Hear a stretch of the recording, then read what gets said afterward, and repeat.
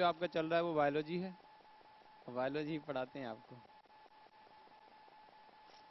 अगर हम बायोलॉजी की बात करते हैं तो ये क्या होता है, जीव विज्ञान होता है, जो कि आप सभी बच्चे जान चुके हो इसके बारे में। आवाज आ रही है ना,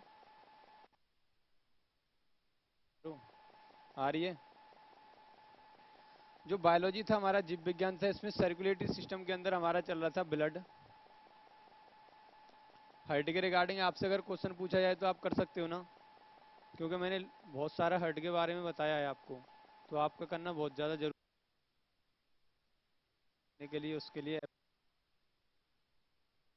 आएगा हार्ट के रिगार्डिंग कि जो हमारा ऑपरेशन होता है उस ऑपरेशन को क्या बोला जाता है। जैसे जब हार्ट के अंदर कोलेस्ट्रॉल जमने के कारण क्या होगा, हमें हार्ट अटैक नामक बीमारी आती है। कोलेस्ट्रॉल जमने से जब हार्ट अटैक नामक बीमारी आ जाती है, तो जो बीमारी के कारण फिर हमको क्या करना पड़ता है, उसमें 75% ऊपर जब कोलेस्ट्रॉल हमारा जम जाता है, इकट्ठा हो जाता है, उसके बाद हमें उसमें ऑपरेशन की ज़रूरत होती है। जब उसमें ऑपरेशन की ज़रूरत होती है तो उस ऑपरेशन को क्या बोला जाता है, कौन बताएगा? ऑप्शन दें। लिखाया था कि नहीं लिखाया था मैंने, ये लिखाया था, नाम बड़ा है थोड़ा सा है, उसी वजह से इसको बोला जाता है बैलून एंजियोप्लास्टी। बैलून एंजियोप्लास्टी बोला जाता है, कोई दिक्कत नहीं याद कर लेना। जो हार्ट के अंदर हुए पहले उस ऑपरेशन को बोलते हैं बैलून एंजियोप्लास्टी। और यहाँ से क्वेश्चन और ज्यादा बनने लगा है आजकल कि जो हार्ट के अंदर हुए पहले दर्द को क्या बोला जाता है। हृदय के अंदर जो कोलेस्ट्रॉल जमने के कारण जो पहला दर्द होता है उसको क्या बोला जाता है, उसको बोला जाता है एंजिना पेक्टोरिस। क्या बोला जाएगा, एंजिना पेक्टोरिस। ये भी लिखाया होगा शायद मैंने, शायद नहीं लिखाया ही होगा। तो ये सारी चीज़ों को याद करना आपको ज़रूरी बनता है। मानव शरीर के लिए कौन सा कोलेस्ट्रॉल उचित मात्रा में आवश्यक होता है, HDL वाला होता है, हाई डेंसिटी लाइपोप्रोटीन वाला। और हाई डेंसिटी लाइपोप्रोटीन ही हमारे शरीर की क्या करता है, जो मानव शरीर के अंदर जो सेल्स होते हैं उसकी झिल्ली को तरल बनाने के लिए वो आवश्यक होता है। तो आपने याद नहीं किया कुछ भी, ये लास्ट पॉइंट थे मैंने जो कि हार्ट में सबसे लास्ट में कराया था। पहले याद है आपको? अगर पहले याद है तो आप बताइए, जो हमारी हार्ट बीट बनती है, तो हार्ट बीट बनती है किससे, ऐसे नोड से। तो ऐसे नोड की फुल फॉर्म मैंने क्या बताई थी आपको? अब तो आना चाहिए, मैंने उसका जब शॉर्ट नाम बोल दिया तो भी उसकी फुल फॉर्म आनी चाहिए। आप बताओ, आपने भी पढ़ा है क्या? आपकी तो आवाज़ ही नहीं आएगी आप बताओ पीछे से। साइनो एट्रियल नोड उसको बोला जाता है, उसको हिंदी में कोटरालिंद बोला जाता है। उसका दूसरा नाम क्या होता है बताओ? तीन बताए थे ना, पर लेकिन कौन कौन से बताए थे? पेस मेकर था और एक एडवेंट्री था। इन चीज़ों को याद कर लो, अदरवाइज पीछे जब छोड़ता चले जाएगा ना आपका सिलेबस तो फिर याद नहीं होने वाले बाद में। नहीं, 2 से 4 बार उसे फिरते रहा करो, अपने आप याद आ जाएंगे, कोई दिक्कत नहीं है। आगे चल रहे थे हम ब्लड में, और ब्लड के ऊपर काफ़ी सारी हमारी चर्चा हो चुकी थी। जो बेसिक कॉन्सेप्ट था हमारा ब्लड का, कि इसका स्वाद कैसा होता है, कितना पीएच मान होता है, कितना नहीं होता, बॉडी के अंदर कितना ब्लड पाया जाता है और परसेंट की मात्रा में कितना होता है, वो सारा हम बात कर चुके थे, है ना। लेकिन इससे आगे हम बात करें तो ब्लड के अंदर बहुत सारी चीज़ें पाई जा रही थी। इसमें प्लाज्मा के ऊपर हमारी बात हो गई थी, जो कि 55% पार्ट पाया जाता है ब्लड के अंदर प्लाज्मा का। प्लाज्मा के अंदर पाया जाता है 90 से 92% पानी की मात्रा पाई जाती है, और 8 से 10% ठोस पदार्थ की पाई जाती है मात्रा। जो ठोस पदार्थ होते हैं वो बिलिरुबिन, कोलेस्ट्रॉल, यूरिया और मिनरल्स होते हैं। ठीक है, इन सारे के बारे में जो क्वेश्चन अराइज किए जाते हैं, यहाँ से क्वेश्चन उठते हैं, तो वो भी मैंने आपको बताया था कि जैसे कि ग्लूकोज की मात्रा मानव शरीर के अंदर कितनी होती है, बताया था कि नहीं बताया था? 70 से 100 बताया था, किसके बाद? खाना खाने से पहले। लेकिन खाना खाने के बाद मैंने बताया था 80 से 120। तो अब ये आपको याद रखना है, इन चीज़ों को ये आ जाते हैं। तो वो यहाँ से क्वेश्चन था, ये हमारा हो चुका है पॉइंट। लेकिन यहाँ के बाद पाया जाता है 45% होता है, इसमें आरबीसी होती है, दूसरी डब्ल्यूबीसी होती है, तीसरी प्लेटलेट्स होती है। आरबीसी को लाल रक्त कणिकाएं, डब्ल्यूबीसी को श्वेत रक्त कणिकाएं और प्लेटलेट्स करते हैं इसकी। तो आज जब चर्चा करेंगे इस राइट और रेड ब्लड सेल पर। रेड ब्लड सेल क्या होती है, लाल रुधिर कणिकाएं। इससे पहले का जो सारा था वो मैंने करा चुका था मैं आपको, है ना, ब्लड वगैरह के बारे। क्या, किसके कारण? लाल रक्त कणिकाओं के कारण, तो वही तो बताने जा रहा हूँ। इससे पहले जब मैंने आपको कराई दिया था, तो आपसे एक क्वेश्चन पूछना है मुझे कि जो हमारा ब्लड होता है, ब्लड के अंदर ठोस पदार्थ पाए जाते हैं कितने? 8 से 10% ठोस पदार्थ पाए गए, और 90 से 92% क्या पाया गया? पानी पाई गई। तो आरबीसी की मात्रा कितने परसेंट होती है? बताया था मैंने, परसेंटेज भी लिखाया था आपको। मैंने बताया था कि आपको प्रत्येक चीज अपने आप में 100% होती है। जब जो 55% ब्लड का 55% क्या था, प्लाज्मा था। और प्लाज्मा में 90 से 92% पानी और 8 से 10% क्या था, ठोस पदार्थ थे। तो ये तो अपना 100% पूरा करता है। लेकिन जो 45% हमारा ब्लड था, आपका आंसर राइट है। आरबीसी की अगर हम मात्रा की बात करते हैं तो 90 आता है। 90% पाई जाती है आरबीसी, और 5% डब्ल्यूबीसी, और 5% हमारी प्लेटलेट्स पाई जाती है। समझ में आ गया। ये क्वेश्चन आता है कि मानव शरीर में रक्त, जो आरबीसी की मात्रा होती है वो रक्त का कितना परसेंट होती है। तो रक्त होता है हमारा 45%, अपने आप में ये होता है 100%। इसी 100% का 90% होती है हमारी आरबीसी। अब जो आरबीसी के कार्य थे उनके ऊपर हम चर्चा कर रहे थे, पॉइंट बना बना के लिखवा रहे थे आपसे। तो पॉइंट नंबर पहला, आरबीसी के कार्य डाल के, आरबीसी के कार्य डालना, उसमें लिखना लाल रक्त कणिकाओं के कार्य लिख, या आरबीसी के कार्य लिख लो, फंक्शन ऑफ आरबीसी। इसमें लिखो शायद इसमें 4 लिखा दिए थे ना। लास्ट वाला बताओ, लास्ट वाला कौन सा था।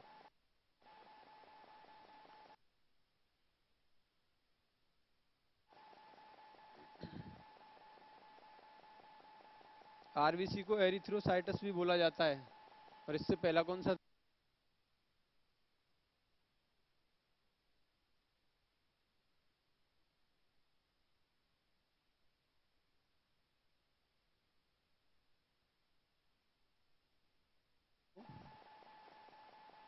आरबीसी का पीएच, आरबीसी का,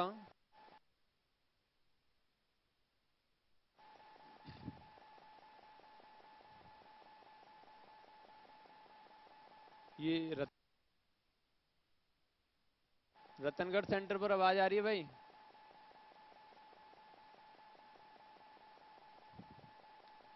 चलो ठीक है, आगे बढ़ते हैं। आरबीसी में ही कंटिन्यू करेंगे जो हमारे पॉइंट्स चल रहे थे आरबीसी में। उसके बाद जो नेक्स्ट पॉइंट है, तो उसमें आपसे क्वेश्चन पूछा जाता है कि आरबीसी का जीवन काल कितना होता है, कितना होता है, 100 से 120। तो आप इसमें लिख सकते हो आरबीसी का जीवन काल,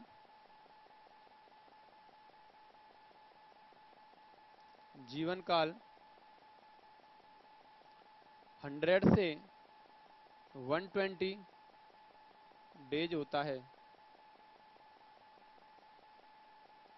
एग्जाम में पूछा जाता है कि आरबीसी का जीवन काल कितना होता है, तो आप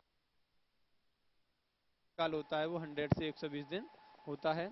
आपसे पूछा जाए मानव शरीर के अंदर आरबीसी की संख्या कितनी होती है, तो मानव शरीर के अंदर आरबीसी की संख्या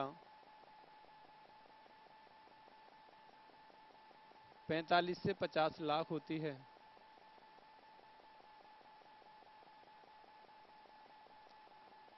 हीमोग्लोबिन और वो तो करा दिया मैंने, क्लोरोफिल है ना। आरबीसी की संख्या मानव शरीर के अंदर 45 से 50 लाख होती है। नेक्स्ट पॉइंट लिखना है इसमें,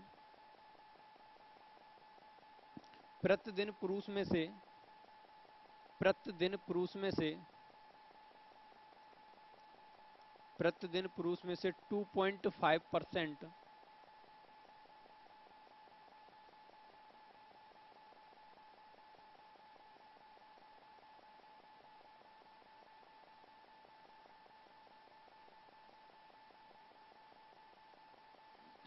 आरबीसी नष्ट होती है। 2.5% प्रत्येक दिन नष्ट हो जाती है। उसकी जगह पर दूसरी आरबीसी,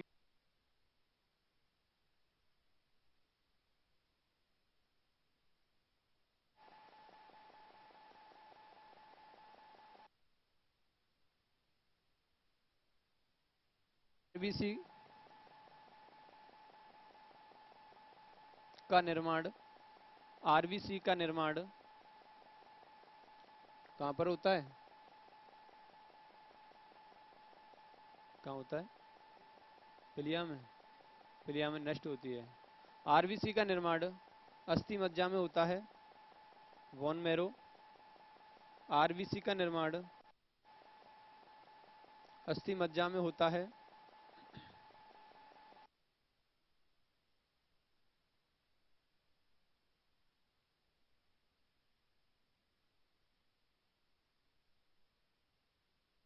में होता है स्प्लीन में, जो कि आपकी पिलिया बोली जाती है उसको, और आपका लिवर होता है। ठीक है, लेकिन वहां पर होता है जब आप बड़े हो जाते हो।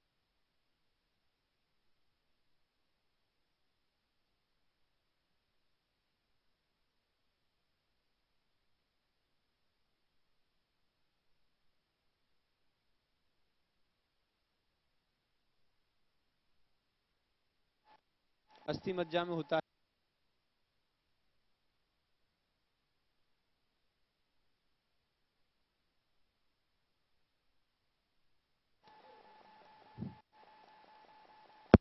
आएगी आवाज, रुक जाओ एक सेकंड।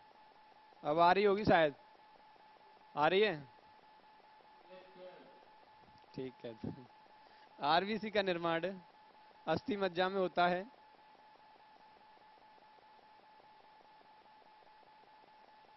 आरबीसी का निर्माण अस्थि मज्जा में होता है और इसकी मृत्यु इसकी मृत्यु स्प्लीन, प्लीहा या तिल्ली में होती है।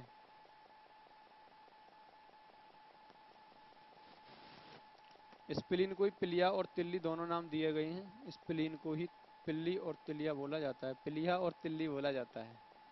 इसकी डेथ की अगर हम बात करते हैं, आरबीसी की मृत्यु की अगर हम बात करते हैं, तो स्प्लीन में जाकर के डेथ होती है। जीवन काल इसका 100 से 120 दिन होता है। संख्या मानव शरीर के अंदर 100 वो 45 से 50 लाख होती है और प्रत्येक दिन 2.5% आरबीसी हमारी नष्ट हो जाती है। तो ये कहाँ पर नष्ट हो रही है?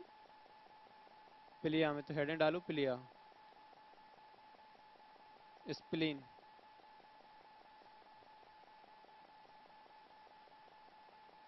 अगर हम पिलिया की बात करते हैं तो ये पिलिया क्या होती है? जो हमारा स्टोमक होता है, स्टोमक के अंदर यहाँ पर क्या होती है? एक ब्लड बैंक के रूप में पाई जाती है। एक तरीके से एक गड्ढे की तरह पाया जाता है। इसके अंदर 350 ml ब्लड एकत्रित होता है। कितना होता है? 350 ml ब्लड एकत्रित होता है। आपकी पसलियों के नीचे राइट वाली साइड में वो लेफ्ट वाली साइड में पाई जाती है, ये वाली। ठीक है। जब हमारी बॉडी के अंदर से क्या होता है, ब्लड की कमी हो जाती है, तो यहाँ से बॉडी अपना ब्लड पूरा कर लेती है। इसके अंदर 350 ml ब्लड भरा होता है। समझ में आ गया? आगे लिखो इसमें स्प्लीन में। स्प्लीन को शरीर का स्प्लीन को शरीर का ब्लड बैंक भी बोला जाता है।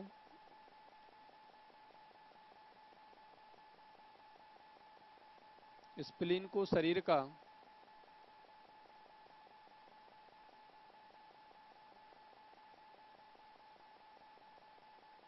ब्लड बैंक भी बोला जाता है।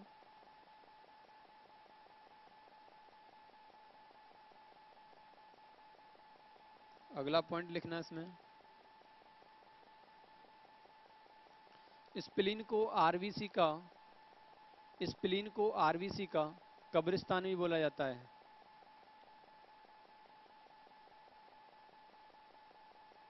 Spleen is also known as graveyard of RBC. Spleen को आरबीसी का कब्रिस्तान भी बोला जाता है, जहां पर ये जाकर के इसकी होती है क्या? डेथ। इस वजह से इसको बोलते हैं कब्रिस्तान। आगे लिखो। स्प्लीन के अंदर 350 ml ब्लड एकत्रित होता है। स्प्लीन के अंदर 350 ml ब्लड एकत्रित होता है।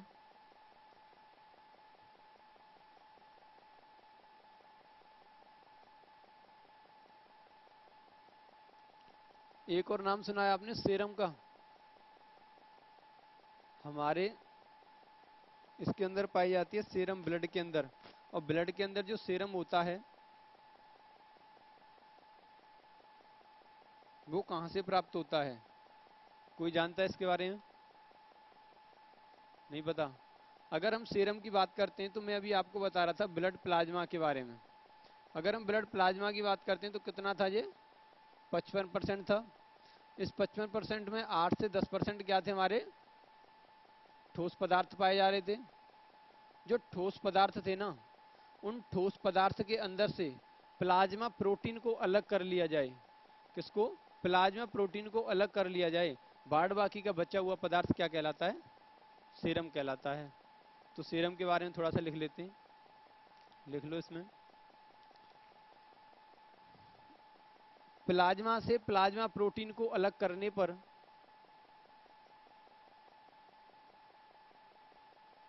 प्लाज्मा से प्लाज्मा प्रोटीन को अलग करने पर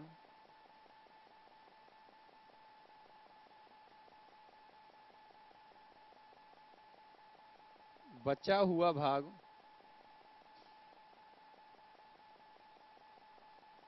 प्लाज्मा प्रोटीन बोला जाता, वो सीरम बोला जाता है। बचा हुआ भाग सीरम बोला जाता है।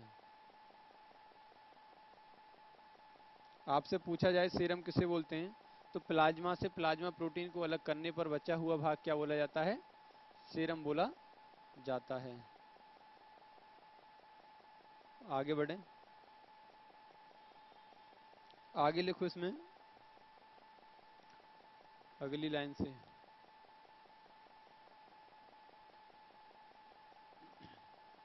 सीरम का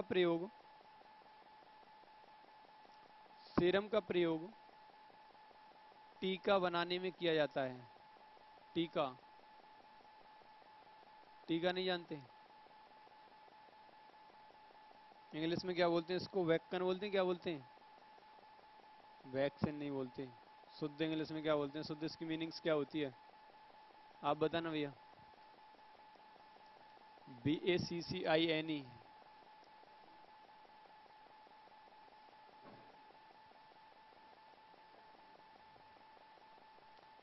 टीका जो होता है, आपने देखा होगा जब हम छोटे छोटे बच्चे होते हैं, मम्मी के पेट से जन्म ले लेते हैं, उसके कुछ समय बाद हमें 8-10 टीके लगाए जाते हैं, जैसे चेचक का टीका लगता है ना। तो जो टीके लगते हैं 5 से 7 टीके लगते हैं, उसी का जो प्रयोग किया गया था सबसे पहले सीरम का प्रयोग जो किया था वो चेचक का टीका बनाने में किया गया था। तो जो सीरम है हमारा, उसमें से चेचक का टीका बनाया गया था। तो अब यहाँ पर मेरा पॉइंट ये था कि सीरम का प्रयोग टीका बनाने में किया जाता है। अब यहाँ से आगे लिखो। हाँ सर, क्या हिंगेस मतलब क्या होता है? टीका, ये नया वर्ड निकाला आपने, नहीं होता ना, किसी दूसरी लैंग्वेज में होता होगा। जैसे गूगल हुआ तो कभी कभी गलती बता देते हैं। तो ये क्या है, टीका, टीका बनाने में किया जाता है किसका, सीरम का प्रयोग। यहां से आगे लिखो। सर्वप्रथम 1978 में, सर्वप्रथम 1978 में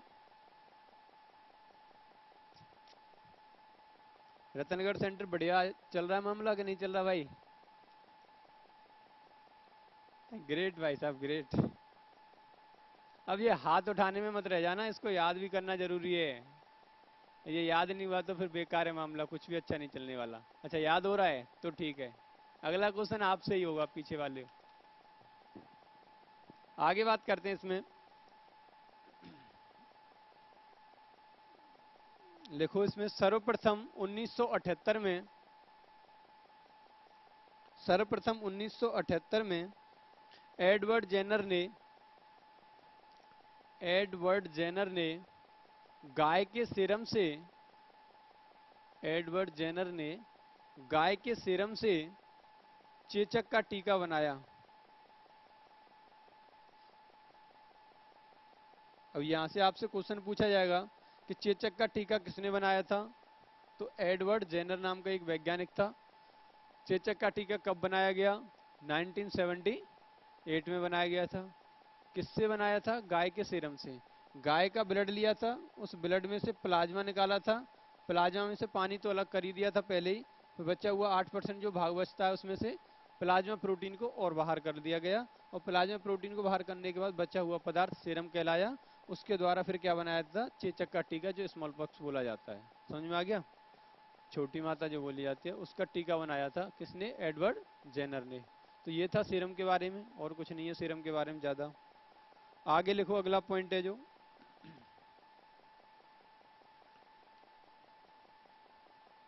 स्तनधारियों की आरबीसी में केंद्रक नहीं पाया जाता। क्या हो गया? स्तनधारियों की आरबीसी में केंद्रक नहीं पाया जाता, न्यूक्लियस नहीं पाया जाता आरबीसी के अंदर स्तनपाइयों की। स्तनपाई मतलब मैमल्स।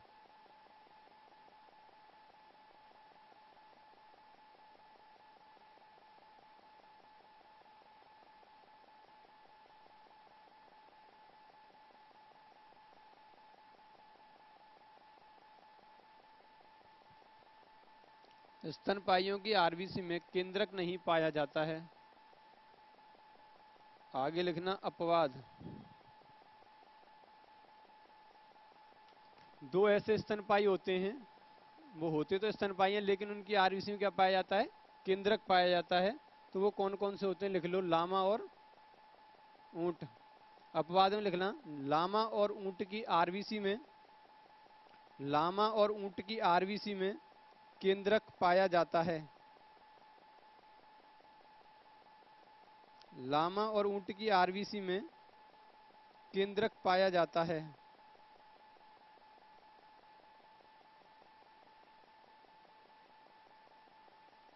लामा देखा है आपने?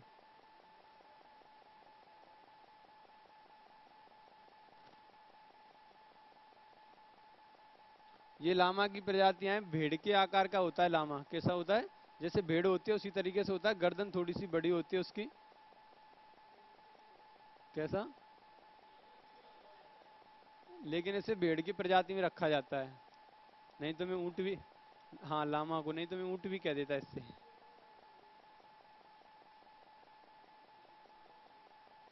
क्या हो गया? आ गया। ये है हमारा लामा, देख लेना, पहचान लेना अगर कहीं मिल जाए तो। ये प्रजाति है, इसकी क्या होता है? आरबीसी जो होती है उसमें केंद्रक पाया जाता है, और किसी की आरबीसी में केंद्रक नहीं पाया जाता। एक और होता है ऊंट, ऊंट और लामा दोनों की आरबीसी में केंद्रक पाया जाता है। ऊंट को कैमल बोला जाता है, इसको लामा को लामा ही बोला जाता है। ठीक है, आगे बढ़े। तो मेरे ख्याल से आरबीसी पूरी होती है आपकी, आरबीसी से ज्यादा, इससे ज्यादा कुछ नहीं पूछा जाएगा। सबसे बड़ी आरबीसी और सबसे छोटी आरबीसी कौन सी होती है? ऐसे तो किसी में नहीं होती। होती है। उससे तो आता है लिम्फोसाइट, मोनोसाइट जो डब्ल्यूबीसी होती है। सबसे बड़ी डब्ल्यूबीसी कौन सी होती है? सबसे छोटी डब्ल्यूबीसी कौन सी होती है?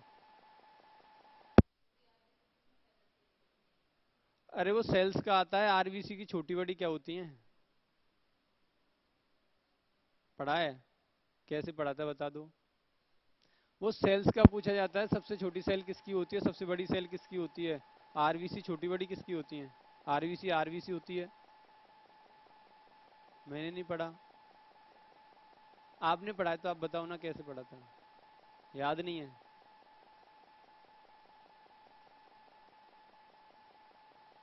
सबसे कम ज्यादा का कोई मतलब ही नहीं होता, इसमें तो इतना ही होता है कि आरबीसी की संख्या 45 से 50 लाख पाई जाती है, और फिर परसेंट की बात करें तो 90% होती है मानव शरीर के अंदर।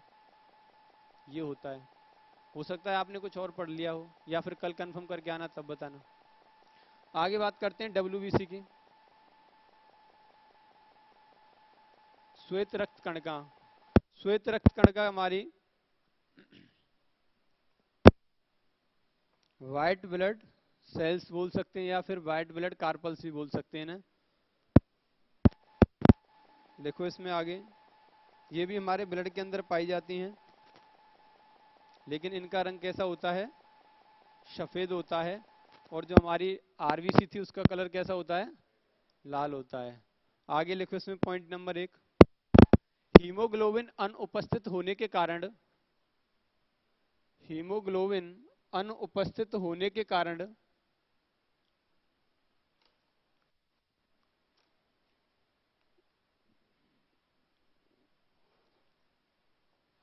डब्ल्यूबीसी श्वेत रक्त की दिखाई पड़ती हैं। आपकी समझ में नहीं आ रहा क्या? पीछे आ रहा है तो ठीक, बता देना नहीं आए तो तभी। हीमोग्लोबिन अनुपस्थित होने के कारण ये श्वेत रक्त की दिखाई पड़ती हैं।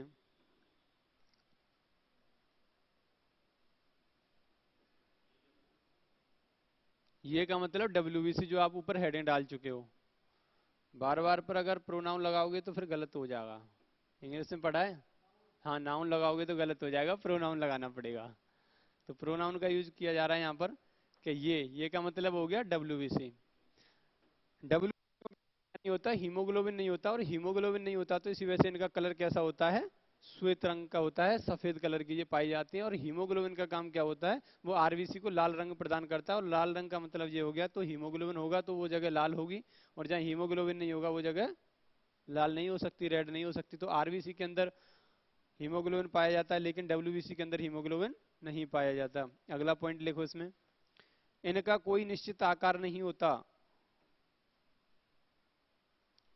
आरबीसी का कैसा आकार था, लिखाया था कि नहीं लिखाया, मैंने नहीं लिखाया, लिखाया नहीं है, लिखा दिया होगा, ऐसा कैसे हो सकता है नहीं लिखाया, कैसे होती है, जोर से बोला करो, आप डर जाती हो। आरबीसी का जो आकृति होती है वो या तो उन्हें गोलाकार बोल सकते हैं, और या फिर उन्हें शंकु के आकार की बोल सकते हैं। मैंने ये बोला है, डब्ल्यूबीसी की कोई निश्चित आकृति नहीं होती।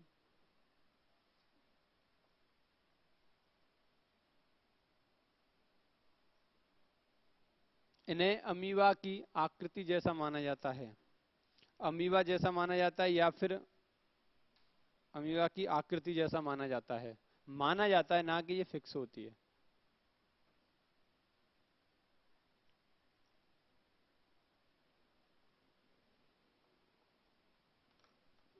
अगला पॉइंट लिखो इसमें, डब्ल्यूबीसी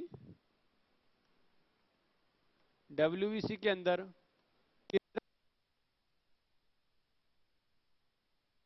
डब्ल्यूबीसी के अंदर केंद्रक पाया जाता है।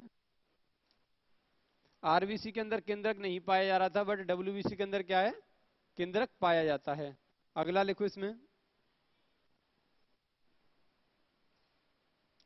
इनका जीवन काल इनका जीवन काल 2 से 4 दिन होता है, 2 से 4 दिन होता है। अगला लिखो, डब्ल्यूबीसी की संख्या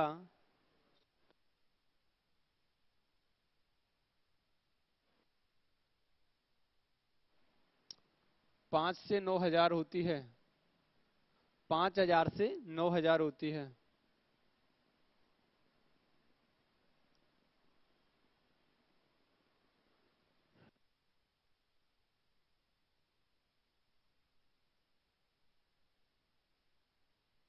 का रासायनिक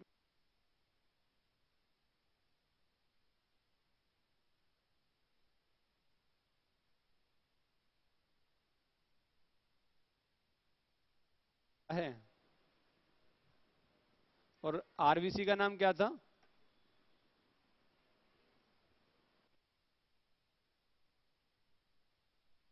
है ल्यूकोसाइटस।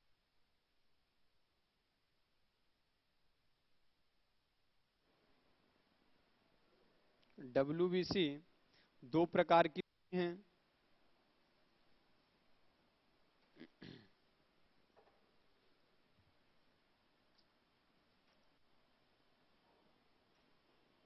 नंबर जो पहली पाई जाती है वो होती है हमारी कण कोशिकाएं,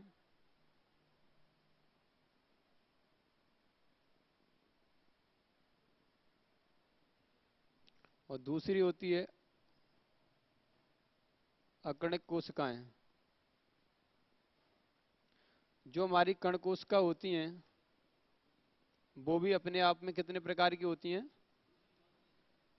अकणिक कोशिकाएं, अ लगा दिया उसके आगे, कण के आगे, अकणिक कोशिकाएं पहली है कण कोशिकाएं।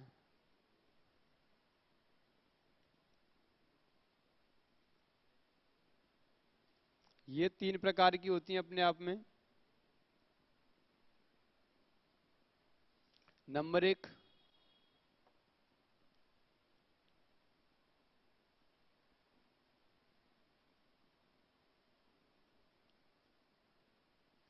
इयोसिनोफिल्स, बेसोफिल्स,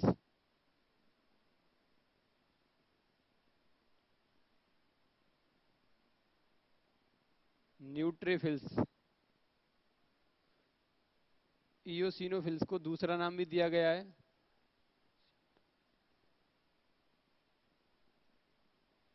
एसिडोफिल्स,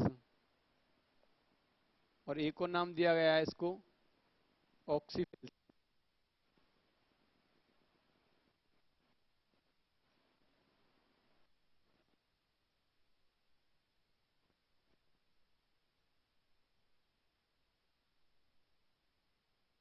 और इयोसिनोफिल्स, तीनों एक ही के नाम है।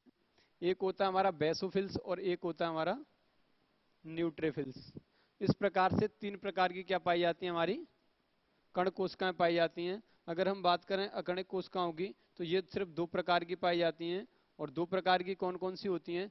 एक तो होती है हमारी लिम्फोसाइट और एक होती है मोनोसाइट।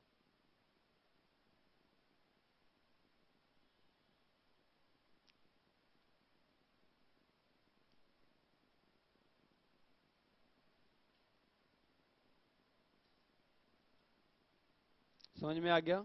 अगर हम डब्ल्यूबीसी की बात करते हैं तो दो प्रकार की होती हैं, कण कोशिका और अकणिक कोशिका। कण कोशिकाओं में इयोसिनोफिल्स, बेसोफिल्स, न्यूट्रोफिल्स। और अकणिक कोशिकाओं में आती है हमारी लिम्फोसाइट और मोनोसाइट। अब इनका काम क्या होता है वो भी लिखना पड़ेगा। तो सबसे पहले हेडिंग डालो, कण कोशिकाओं के अंदर इयोसिनोफिल्स।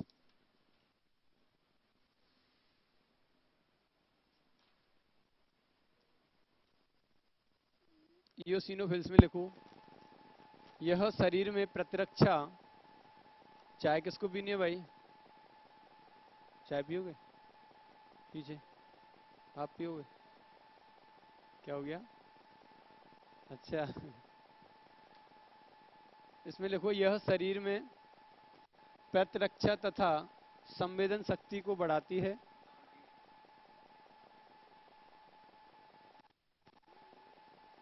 लो सा पन्ना पलट दिया। ये तीन प्रकार की थी। अब इनके बारे में हमें लिखना है कि इसका काम क्या होता है, इसका काम क्या होता है, इसका काम क्या होता है। उसके बाद फिर लिखेंगे इन दोनों के काम के बारे में, ठीक है।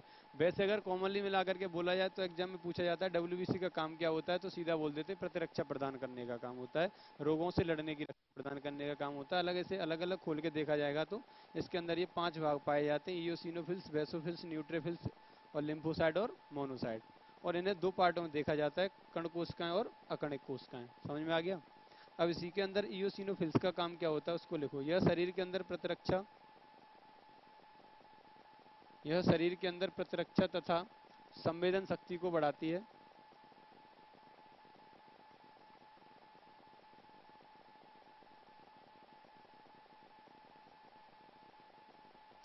अगली हेडिंग डालो, बेसोफिल्स। बेसोफिल्स का काम क्या होता है? ये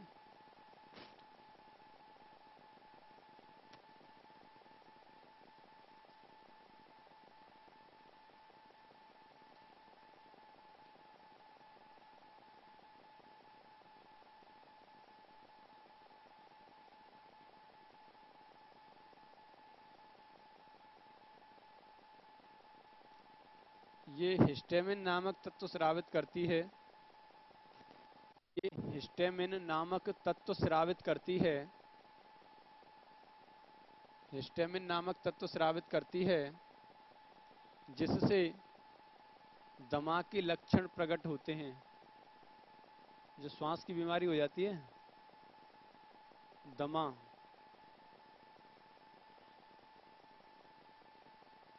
ये हिस्टामिन नामक तत्व स्रावित करती है जिससे दमा के लक्षण प्रकट हो जाते हैं। अगर ये सक्रिय हो जाए, इसने हिस्टामिन नामक तत्व को स्रावित कर दिया, तो इससे क्या होगा? दमा के लक्षण आपके अंदर प्रकट हो जाएंगे। तो यहाँ से आपसे पूछा जाएगा कि जो दमा नामक बीमारी जो होती है हमारी, वो किस तत्व के ज़्यादा स्रावित होने से हो जाती है? तो वो होती है हिस्टामिन नामक तत्व से। आपसे पूछा जाएगा हिस्टामिन नामक तत्व कहाँ से स्रावित होता है, तो वो होता है हमारा डब्ल्यूबीसी की कण कोशिकाओं के बेसोफिल्स नामक पार्ट से।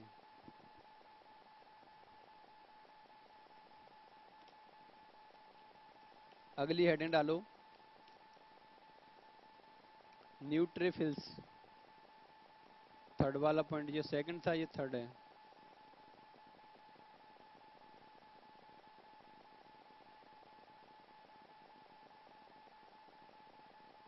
न्यूट्रोफिल्स, न्यूट्रोफिल्स में लिखो, इसका मुख्य कार्य जीवाणुओं इसका मुख्य कार्य जीवाणुओं तथा अन्य बाहरी पदार्थों, इसका मुख्य कार्य जीवाणुओं तथा अन्य बाहरी पदार्थों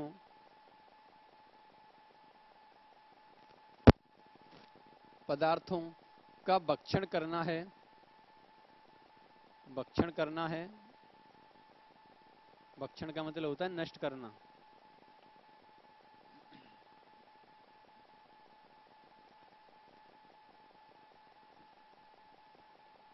हो गया, आगे लिखें। अगली लाइन से लिखना, अकणिक कोशिकाएं दो प्रकार की होती हैं।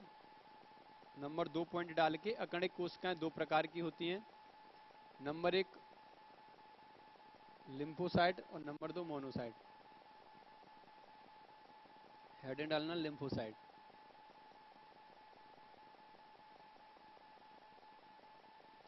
अकणिक कोशिकाएं दो प्रकार की होती हैं, लिम्फोसाइट और मोनोसाइट। हेडिंग डालो लिम्फोसाइट। लिम्फोसाइट का क्या काम होता है? इनका केंद्रक, पॉइंट नंबर फर्स्ट लिम्फोसाइट के अंदर, नहीं समझ में आ रहा? आ रहा है? लिखने के साथ साथ मन में पढ़ते रहा करो, जो भी लिख रहे हो तब समझ में आता है। ऐसे तो वैसे चलती है रामकथा सी, तो फिर आपको लगता है कहाँ चल रहे हैं हम और कहाँ चल रही है पढ़ाई। डब्ल्यूबीसी के बारे में बात कर रहे हैं, जो कि आपके ब्लड के अंदर दूसरा पार्ट पाया जाता है। आरबीसी के बाद डब्ल्यूबीसी का नंबर आता है। और डब्ल्यूबीसी से हमें क्या होती है? रोगों से लड़ने की क्षमता प्रदान होती है। जब रोगों से लड़ने की क्षमता प्रदान होती है तो उसके पार्ट्सों के बारे में अध्ययन कर रहे हैं। उसके दो पार्ट्स होते हैं, कण कोशिकाएं, अकणिक कोशिकाएं। अगर हम कण कोशिकाओं की बात करते हैं तो उसके 3 पार्ट होते हैं। नंबर 1 इयोसिनोफिल्स, बेसोफिल्स और न्यूट्रोफिल्स। उसके बाद दूसरा जो होता है अकणिक कोशिकाएं, उसके 2 होते हैं, लिम्फोसाइट और मोनोसाइट। तो लिम्फोसाइट की बात कर रहे हैं। लिम्फोसाइट के अंदर पॉइंट नंबर पहला लिखना है, इनका केंद्रक बड़ा तथा गोल होता है। किसका? लिम्फोसाइट का। इनका केंद्रक बड़ा तथा गोल होता है। आगे लिखो, ये एंटीबॉडीज, एंटीबॉडीज को हिंदी में बोलते हैं प्रतिरक्षियों। ये एंटीबॉडीज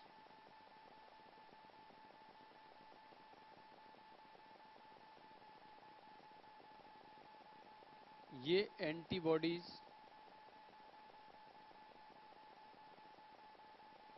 का निर्माण करती हैं।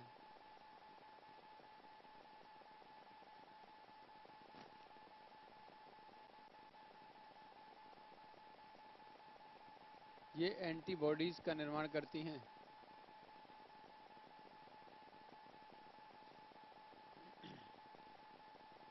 मैं उस दिन आपको समझा रहा था ब्लड के बारे में कि जो ब्लड के अंदर एक हीमोग्लोबिन पाया जाता है, और हीमोग्लोबिन के अंदर क्या पाई जाती है? प्रोटीन पाई जाती है। और जो हीमोग्लोबिन के अंदर प्रोटीन और एक होता है लोहा, तो लोहा की मात्रा कितनी होती है? 5% होती है। और प्रोटीन की मात्रा कितनी होती है? 95% होती है। और जो प्रोटीन होती है हमारी, वो कौन सी वाली प्रोटीन होती है? ग्लाइकोप्रोटीन होती है। और ग्लाइकोप्रोटीन को ही क्या बोला जाता है? एंटीजन। और एंटीजन कितने प्रकार का होता है? ए और बी। जब आपसे क्वेश्चन पूछा जाएगा हीमोग्लोबिन कहाँ पर होता है? आरबीसी में। और आरबीसी में जो हीमोग्लोबिन होगा उससे आरबीसी का कलर कैसा होगा? लाल होगा। और इस हीमोग्लोबिन के अंदर प्रोटीन और लोहा पाया जाता है। क्वेश्चन आएगा मानव ब्लड के अंदर या फिर मानव शरीर के अंदर भी आ जाता है, या फिर मानव ब्लड के अंदर मुख्य रूप से कौन सी धातु पाई जाती है? तो लोहा धातु पाई जाती है। प्रोटीन कौन सी होती है? ग्लाइकोप्रोटीन होती है। एंटीजन किसको बोला जाता है? ग्लाइकोप्रोटीन को बोला जाता है। एंटीजन कितने प्रकार के होते हैं? ए और बी 2 प्रकार के होते हैं। तो क्वेश्चन लास्ट में बनता है कि एंटीजन हमें कहाँ से प्राप्त होता है? तो एंटीजन हमें कहाँ से प्राप्त हुआ? आरबीसी से। लेकिन यहाँ पर क्या होता है? एंटीबॉडी। तो एंटीबॉडी हमें कहाँ से प्राप्त हो रही है? डब्ल्यूबीसी से। और डब्ल्यूबीसी का कौन सा पार्ट इन्हें देता है? लिम्फोसाइट। समझ में आ गया? डब्ल्यूबीसी के लिम्फोसाइट से हमें एंटीबॉडी प्राप्त होती है, और आरबीसी से हमें क्या होती है? एंटीजन प्राप्त होता है। अब एंटीजन और एंटीबॉडी से ही फिर हमारा क्या देखा जाता है? ब्लड ग्रुप का पता लगता है। अब एंटीबॉडी जो होती हैं वो भी 2 प्रकार की होती हैं, ए और बी। इन्हें छोटी ए से डिनोट किया जाता है और ए से बड़ी से किया जाता है। ये समझाया था मैंने उस दिन। अभी यहाँ से आगे चलेंगे ब्लड ग्रुप के बारे में, तब उसको बताएंगे, ठीक है। अब आगे लिखो, इसमें पॉइंट बना के लिख रहे थे। ये एंटीबॉडीज का निर्माण करती हैं। उत्तेजित का मतलब होता है तीव्र करना, तेज करना।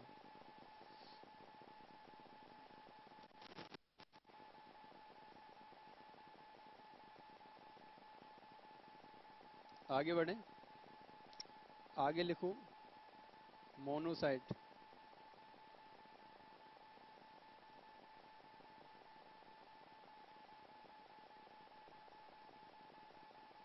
मोनोसाइट के अंदर लिखना है, ये शरीर में भ्रमण करते हुए, ये शरीर में भ्रमण करते हुए हानिकारक जीवाणुओं और रोगाणुओं का भक्षण करती है।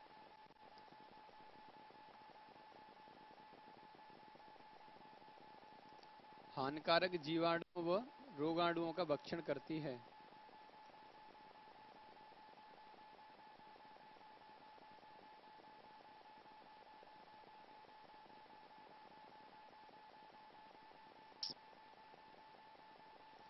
ये शरीर में भ्रमण करते हुए हानि करती है, कौन? मोनोसाइट। इसके बाद लिखना नोट डाल के, ये शरीर में भ्रमण करते हुए जीवाणुओं व रोगाणुओं का भक्षण करती है। भक्षण मतलब होता है नष्ट करना। लिम्फोसाइट के, लिम्फोसाइट के कौन से पार्ट होते हैं? वो तो फिर आप ज्यादा पहुंच जाओगे अंदर, वो ज्यादा हो जाएगा, फिर उसमें बैठना पड़ेगा आपको, ऊपर वाले उसमें। हाँ, वो तो फिर ज्यादा ही अंदर चले गए।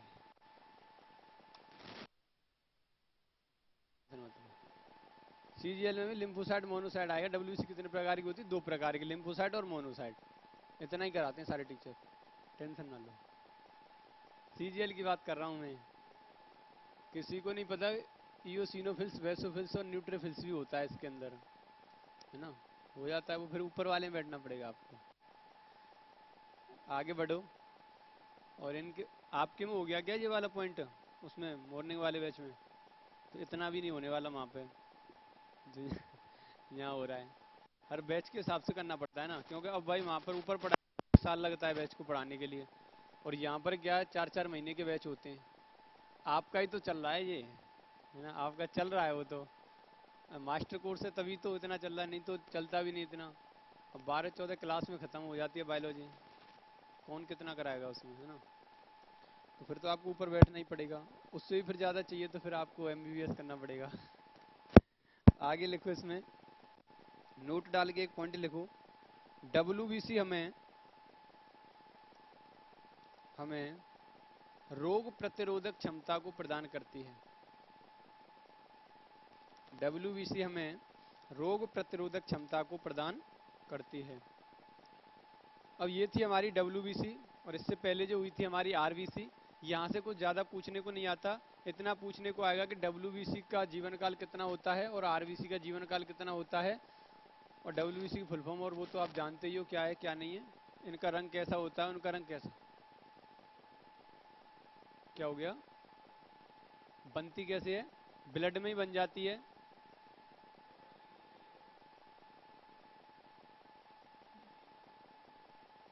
हाँ हाँ, उसको बढ़ाना हो तो क्या है, आपको खान पान अच्छा रखना पड़ेगा। ऐसा नहीं है कि इसको कोई अलग से इसके लिए इंजेक्शन लगा दिया जाता हो जिससे कि डब्ल्यूबीसी आपकी बढ़ जाए, ऐसा नहीं होता है। इसके लिए क्या करना पड़ेगा, आपको खान पान ही अच्छा रखना पड़ेगा आपका, जिससे कि आपकी डब्ल्यूबीसी रोग प्रतिरोधक क्षमता बनी रहे। रोग प्रतिरोधक क्षमता को बढ़ाने के लिए स्टार्टिंग में आपके एक टीका जरूर लगता है। जो हमारे जो टीके लगते हैं ना, ये सारे के सारे ये क्या करते हैं, हमें रोग प्रतिरोधक क्षमता को प्रदान कर। रेशियो होता है 600-100। आरबीसी डब्ल्यूबीसी का रेशियो 600-100 होता है।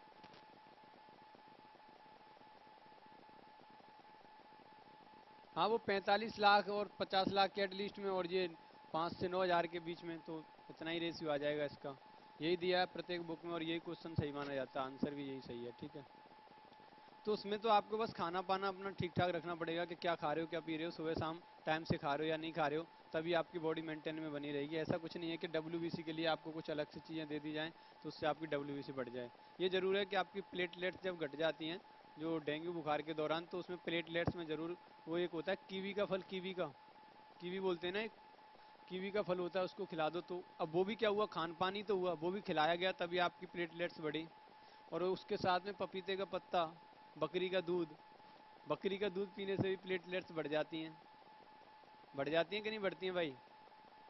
मेरे हो गया था, आज से 1 साल पहले की बात है, जब मैं आपकी तरह पढ़ता था। अब तो पढ़ा रहा हूँ, तो दिल्ली पढ़ रहा था, 1.5 साल से हो गई, 1.5 साल पहले की बात है।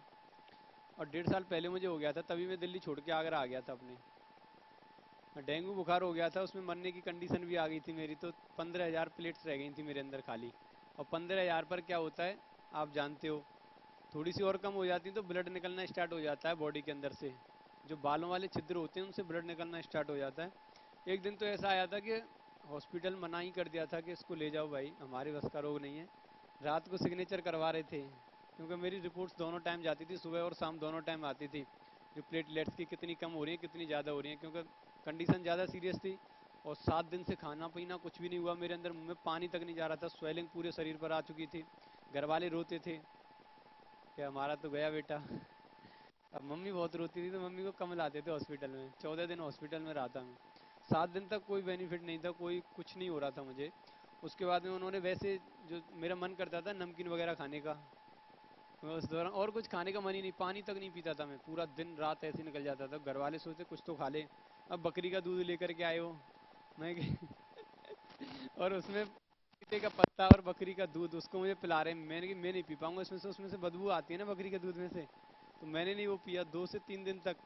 तब मेरे बड़े वाले भैया की शादी होने वाली थी, रिश्ता पक्का ही हुआ था, तो उनकी सासू माँ देखने के लिए आई। अब सासू माँ देख, जो भी आता था ना सबको पता था, उस समय डेंगू बहुत ज़्यादा चल गया था अपने यूपी की तरफ, तो बहुत ज़्यादा था डेंगू। तो उस दौरान जब वो आई थी ना, जो भी रिलेशन वाले आते थे वो बकरी का दूध और पपीते के पत्ते साथ लाते थे। पर मैं किसी का पीता नहीं था, क्योंकि मुझे उसमें से बदबू आती थी, जब पानी तक मुंह में नहीं जा रहा वो बदबू का दूध पिला रहे हो मुझे, कभी जिंदगी में नहीं पिया। क्या हुआ, क्या कह रहे हो? गर्म करके नहीं, ठंडा ही वैसे कच्चा पीना होता है वो, तो उसको तो बिल्कुल नहीं पिया जा सकता।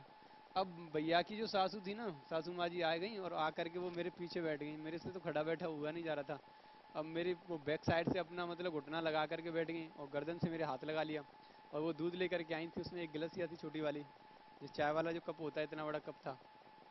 अब उन्होंने मुझे बड़े प्यार से पिलाया। अब मैंने उनसे बहुत मना किया, उनका हाथ भी हटाया। अब ज़्यादा भी नहीं मना कर सकता था, क्योंकि वो सासू माँ थी। अब उन्होंने एक हाथ से मुंह पकड़ा मेरा और एक हाथ से वो पिला दिया। तो थोड़ा सा चला गया था मेरे अंदर, थोड़ा सा तो वो चला गया, ऊपर से भैया छुट्टी चले गए थे, आ गए थे, क्योंकि अब मामला ज़्यादा गड़बड़ था कि जाने वाला भाई आजा, पापा ने फ़ोन कर दिया था। इधर ब्लड ब्लड की भी ज़रूरत पड़ रही थी, घर में और किसी का ब्लड ही नहीं मिल रहा था मेरे से। तो फिर भैया आए थे बड़े वाले कि ब्लड भी दे दूंगा और देखना भी ज़रूरी है। तो रोहतक ड्यूटी चल रही थी भैया की, रोहतक से फिर वो पहुँचे शाम को। अब भैया पहुँचे तो भैया मेरे नमकीन वगैरह के बहुत ज़्यादा खाने वाले हैं। मैंने कहा भैया ऐसा ऐसा कर दो, मुझे बहुत ज़्यादा मन कर रहा है। भैया रुके नाइट में मेरे पास, भैया 2-3 पैकेट नमकीन की ला के रख दिए मेरे पास, और मैं उसमें से खाता रहा। शाम को आया डॉक्टर, उसने डांट दिया मुझे, वैसे तो तेरे मुंह में पानी नहीं चलता, दूध नहीं चलता, अब तू इसको खाने लगा है। फिर भैया से बोला ये क्यों ला के रख दिया, ये तो ज़्यादा लॉस करेगा, इसकी बॉडी में सही नहीं है। भैया ने कहा ये बोल रहा था, मुझे पता नहीं थी। तो भैया ने वो उठा के रख दिए। फिर भैया ले मार्केट से लेके आए थे कीवी का फल, भैया ने वो ज़बरदस्ती मुझे खिला दिया, थोड़ा थोड़ा काट काट के। जब मॉर्निंग में मेरी प्लेट्स आई थी ना, तो 4,000 बढ़ के आई थी। वैसे 16-15 हज़ार थी मेरी, 14-15 हज़ार के बीच में थी। उसके बाद में वो 18-19 हज़ार के बीच में हो गई थी। घर वालों में जान सी आ गई। और जिस दिन 15,000 की रिपोर्ट्स आई थी ना मेरी शाम को, उस दिन हॉस्पिटल वालों ने बोल दिया था कि सिग्नेचर कर दो, मरीज को कुछ भी हो सकता है। और या फिर अभी अभी उसको ब्लड दे दो, डब्ल्यूबीसी निकाल के चढ़ाई जा रही थी उस टाइम पर, जम्बो पैक बोलते हैं, कौन सा पैक बोलते हैं उसको दे दो। फिर भैया ने अपना चेक कराया, ताऊ जी के लड़के थे, उन्होंने भी चेक कराया, जो ओटी का डिप्लोमा कर चुके हैं। उन्होंने कही कि नहीं वो तो ब्लड तो है नहीं, रात को 11 बजे रिपोर्ट्स आई थी, और रात को 11 बजे कौन ब्लड देने वाला है, और कोई भी नहीं। अब तो फिर भैया बोले कि इसको ऐसा कर लो कि सुबह सुबह तक कैसे भी करके इसको मेंटेन कर लो, और उसके बाद सुबह तो हम इसको देख लेंगे क्या होने वाला है। तो वहाँ कंपाउंडर बोला, बोल सुबह की किस पे गारंटी है, रात को कुछ भी हो सकता है इसको। आज तक, क्योंकि 5 दिन हो गए, 5 दिन के अंदर इसका आज तक वो बढ़ के नहीं आ रही है, कितनी कोशिश कर रहे हैं, दवा चल रही है, कुछ भी नहीं हो रहा। तो भैया ने कही कि भाई देखो अब तो करना पड़ेगा आपको। बोल नहीं, हमारे हॉस्पिटल से आप निकाल सकते हो। भैया ने कही जी हॉस्पिटल से नहीं निकलेगा, हॉस्पिटल में ही रहेगा बस सुबह तक, सुबह ब्लड आ जाएगा। अब ज़्यादा उसमें बहस वहस होने लगी तो फिर लड़ाई झगड़ा भी हो गया, और लड़ाई झगड़ा हो गया तो थप्पड़ वप्पड़ भी दे दिया। फिर डॉक्टर वॉक्टर आ गया। अरे उनमें ही हो रही थी, वो कह रहे थे कि इसका सिग्नेचर करो कि कुछ भी हो सकता है। भैया कह रहे कि हमें यहाँ पर कुछ नहीं होगा तो ये टेंशन क्यों है, सिग्नेचर कर देते हैं तो फिर ये है कि बाई चांस डेथ ही हो जाती तो पैसा वैसा नहीं मिलता। तो उस वजह से सिग्नेचर भी नहीं किए गए। तो उसने फिर अपनी वो सारी निकाल निकुल के फेंक दी, दवा वगैरह सारी हटा दी, कि हमें कोई मतलब नहीं है इस मरीज से। फिर भैया ने खुद से दवा लगा दी अपनी। तो वो दवा वगैरह चलती रही, रात भर भैया ने ट्रीटमेंट किया मेरा। और जो ओटी वाला डिप्लोमा कर चुके हैं वो ऑपरेशन करते हैं पेट वाले, तो वो तो सारा जानते ही हैं सब कुछ। तो उन्होंने पूरा ट्रीटमेंट चलाया। दूसरे दिन सुबह जो मेरी मॉर्निंग में आई थी वो 4,000 बढ़ के आ गई थी। फिर जान आ गई थी घर वालों में। फिर तो सभी के मुंह पे रौनक आ गई थी। धीरे धीरे फिर मैं 7 दिन में मेरी, नहीं ऐसा ही था कुछ, मुझे खुद नाम याद नहीं उसका। दोबारा नहीं गया मैं उस हॉस्पिटल में, आगरा में ही था। नहीं उस डॉक्टर नहीं था, वो कंपाउंडर थे।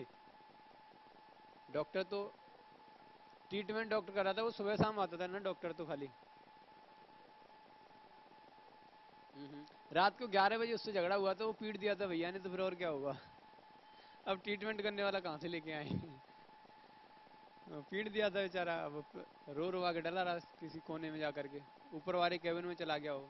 मुझे तो पता नहीं क्या हुआ होगा, पर लेकिन हाँ थाप थप्पड़ मेरे सामने हो गए थे। तो मैंने कि ऐसा काय को कर रहे हो भाई, मुझे थोड़े दिन जी रहा हूँ और जीने दो। तो वो आती तो फिर और कौन लगाता, वो सारी भैया ने ही लगाए थे सारे ट्रीटमेंट, दवा वगैरह देना और वो निडल वगैरह लगाना। सुबह तो फिर डॉक्टर वगैरह आई गए थे, दूसरी रिपोर्ट्स आ गई थी। एक रिपोर्ट्स का मेरा ब्लड जाता था, एक रिपोर्ट्स आ जाती थी, एक का ब्लड जाता था एक आ जाती थी, इतनी कंडीशन खराब चल रही थी उस समय तो कोई दिक्कत नहीं। उसमें तो होता है हम कीवी का फल खा लेते हैं तो हमारी प्लेट्स बढ़ जाती हैं, तो उसमें कीवी, और वो भी खान पान पर डिपेंड किया। अगर मैं वैसे कीवी का फल खाता रहता तो काय को कम होती भाई। वैसे खाते 42 रुपए का एक, महंगा आता है ना वो। उसी दौरान आया था, पहले तो हम जानते भी नहीं थे कीवी का फल भी होता है कोई। आगे लिखो प्लेटलेट्स हिंदी में, कोई दिक्कत नहीं। नहीं, चीकू होता है ना, उस टाइप का होता है।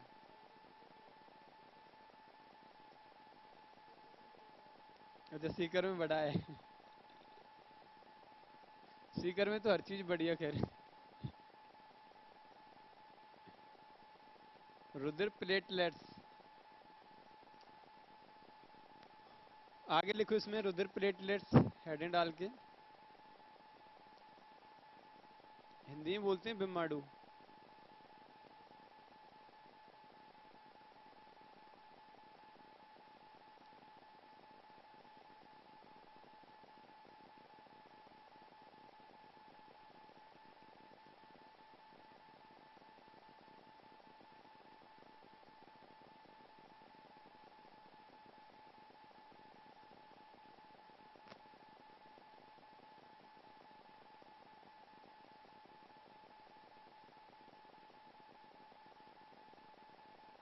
हिंदी में बोला जाता है इसको बिम्माडू, इंग्लिश में बोला जाता है प्लेटलेट्स। ठीक है, इसके बारे में लिखो।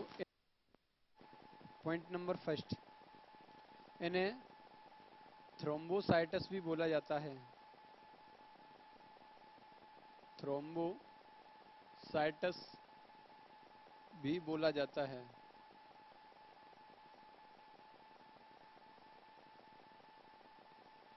अगला पॉइंट, ये केवल मनुष्य के रुधिर में पाई जाती हैं।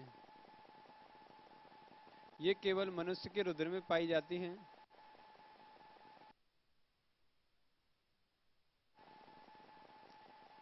इनकी संख्या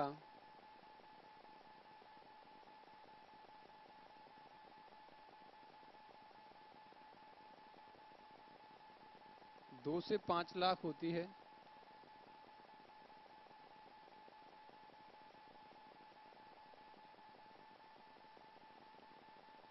इनका जीवन काल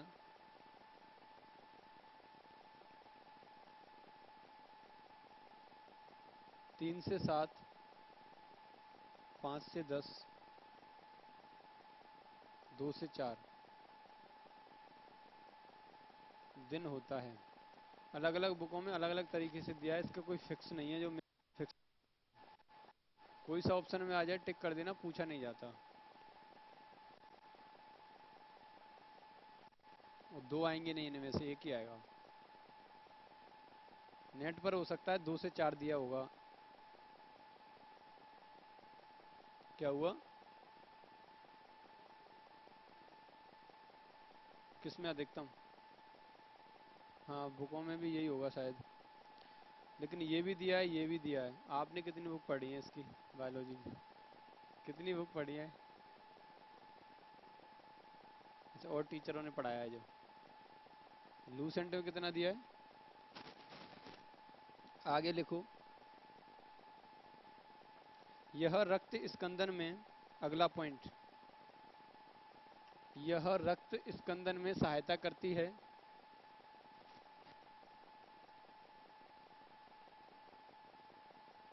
यह रक्त स्कंदन में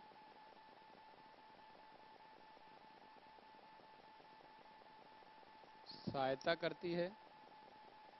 कौन? प्लेटलेट्स।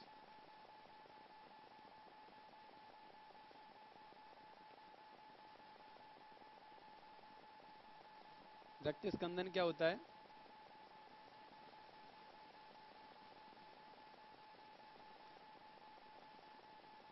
रक्त का थक्का, ब्लड क्लॉटिंग होना।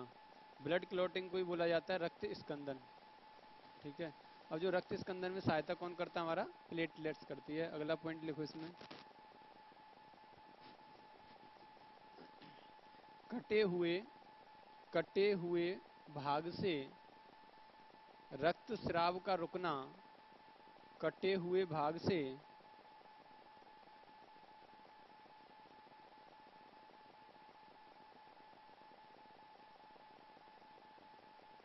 रक्त स्राव का रुकना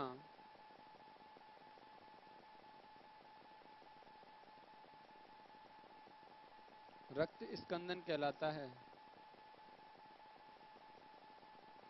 रक्त स्कंदन कहलाता है।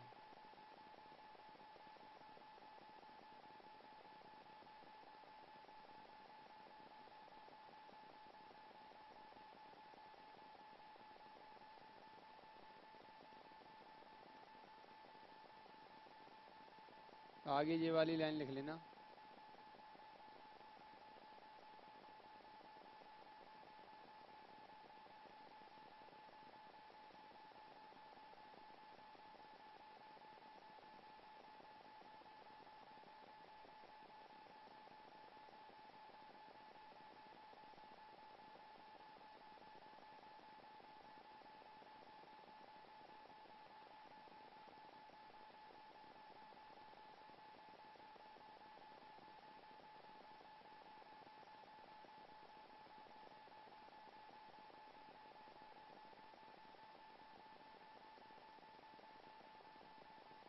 नहीं समझ में आया? हमारा जो ब्लड क्लॉटिंग होती है, रक्त का थक्का बनता है, वो किस प्रकार से, जब आपको चोट लगेगी, जब चोट लगेगी तो क्या होगा? ब्लड का बहना स्टार्ट हो जाएगा।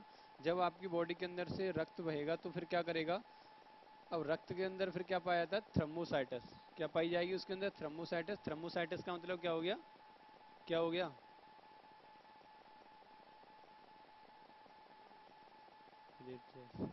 थ्रोम्बोसाइटस इसका दूसरा नाम कह सकते हैं या रासायनिक नाम कह सकते हैं, वो मैंने पहला ही पॉइंट लिखाया था कि प्लेटलेट्स को थ्रोम्बोसाइटस भी बोला जाता है। तो इसके अंदर, ब्लड के अंदर प्लेटलेट्स होगी। अब प्लेटलेट्स क्या करेगी? जब आपके अंदर ब्लड निकलेगा, फिर वो प्लेटलेट्स क्या करेगी? रक्त प्रोटीन, ब्लड के अंदर एक ब्लड प्रोटीन प्रोटीन होती है, वो रक्त प्रोटीन से क्रिया करेगी। और जैसे ही थ्रोम्बोसाइटस रक्त प्रोटीन से क्रिया करेगी तो एक झिल्ली सी बना लेती है, उसका नाम होता है क्या? प्रोथ्रोम्बोप्लास्टिक। आपने देखा होगा जब आपकी उंगली वगैरह कट जाती है, उसके बाद थोड़ी देर तक ब्लड चलता है, 2 से 3 मिनट में फिर उसका रक्त का थक्का बन जाता है, ब्लड का निकलना बंद हो जाता है। ब्लड का निकलना बंद होता है तो आपकी उंगली के ऊपर जो ब्लड आ जाता है ना, अब ब्लड आने के बाद में वो फिर क्या सूख जाता है, उंगली के ऊपर एक झिल्ली सी बना लेता है, हल्की सी, है ना। अब वो झिल्ली सी जो बन जाती है उसी को बोला जाता है प्रोथ्रोम्बोप्लास्टिक। अब वो किस कारण हुई? कि जो हमारा जो प्लेटलेट्स थी उसने क्रिया की थी रक्त प्रोटीन से, और रक्त प्रोटीन से क्रिया करने के बाद वो प्रोथ्रोम्बोप्लास्टिक में बदल जाती है। आपसे क्वेश्चन यही पूछा जाएगा कि जब वो थ्रोम्बोसाइटस रक्त प्रोटीन से क्रिया करेगी तो किसका निर्माण होगा? प्रोथ्रोम्बोप्लास्टिक का। समझ में आ गया?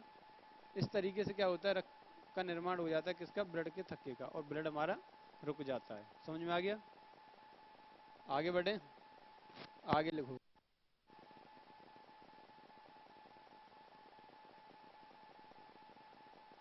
आगे लिखो नोट डाल के, NOTE। रुधिर प्लाज्मा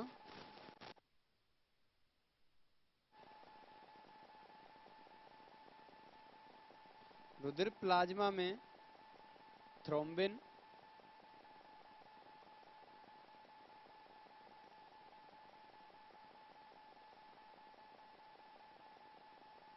और फाइब्रोजन,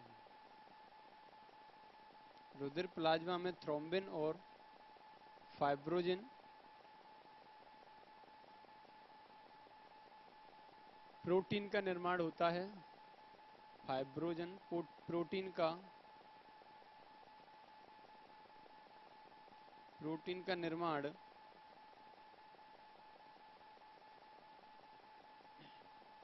का निर्माण यकृत में विटामिन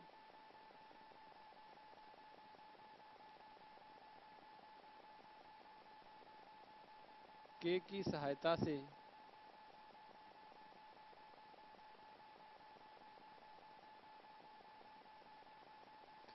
आपसे पूछा जाता है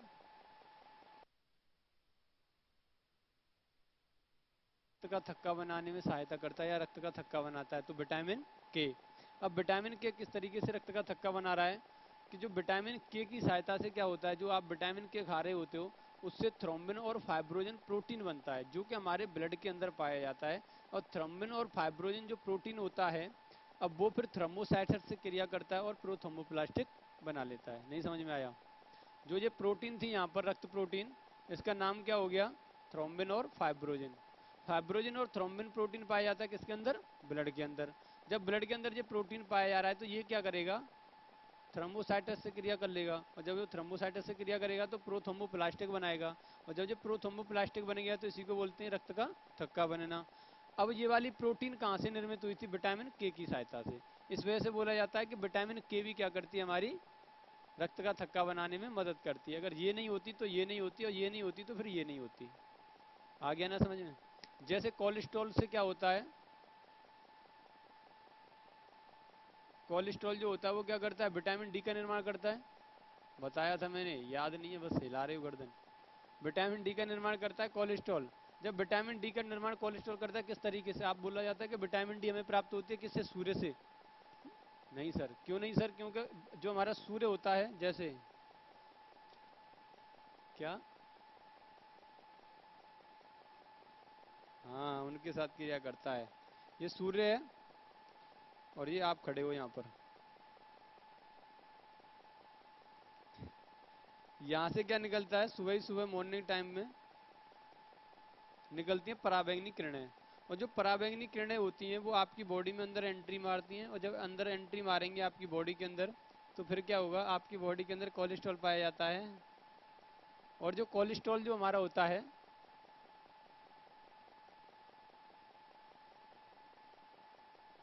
कोलेस्ट्रॉल जो होता है, अब वो क्या करेगा? जो आने वाली पराबैंगनी जो किरणें हैं वो कोलेस्ट्रॉल से मिलेंगी, और कोलेस्ट्रॉल से मिलने के बाद जो क्रिया करेंगे, और क्रिया करने के बाद वो विटामिन डी का निर्माण कर देता है, और इससे हमारी हड्डियां मजबूत होने लगती हैं। समझ में आ गया? विटामिन डी सूर्य फेंकता नहीं है, सूर्य तो सिर्फ पराबैंगनी किरणें देता है। उसके बाद विटामिन डी हमारी कोलेस्ट्रॉल से क्रिया करने के बाद होती है। जब विटामिन डी से कोलेस्ट्रॉल से पराबैंगनी किरणों का जब मिलन होता है तो विटामिन डी का निर्माण हो जाता है। समझ में आ रहा है? ऐसे ही विटामिन के का जब मिलन होता है किससे? ब्लड से जाकर के, तो ब्लड में क्या बनाने लगता है? वो थ्रोम्बिन और फाइब्रोजन प्रोटीन बनाता है, और वो फाइब्रोजन प्रोटीन उससे थ्रोम्बोसाइटस से क्रिया करती है। थ्रोम्बोसाइटस से क्रिया करने के बाद वो प्रोथ्रोम्बोप्लास्टिक का निर्माण कर लेती है। समझ में आ गया इतना? आगे बढ़े। अब क्या हो गया आपका प्लेटलेट्स और वो तो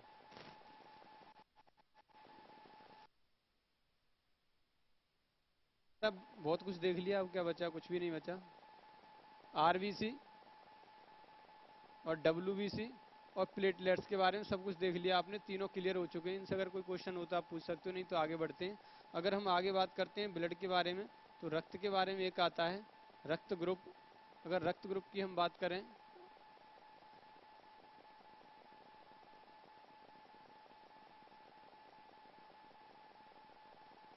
रक्त ग्रुप क्या होता है, रक्त ग्रुप को हिंदी में क्या बोलते हैं, रक्त समूह।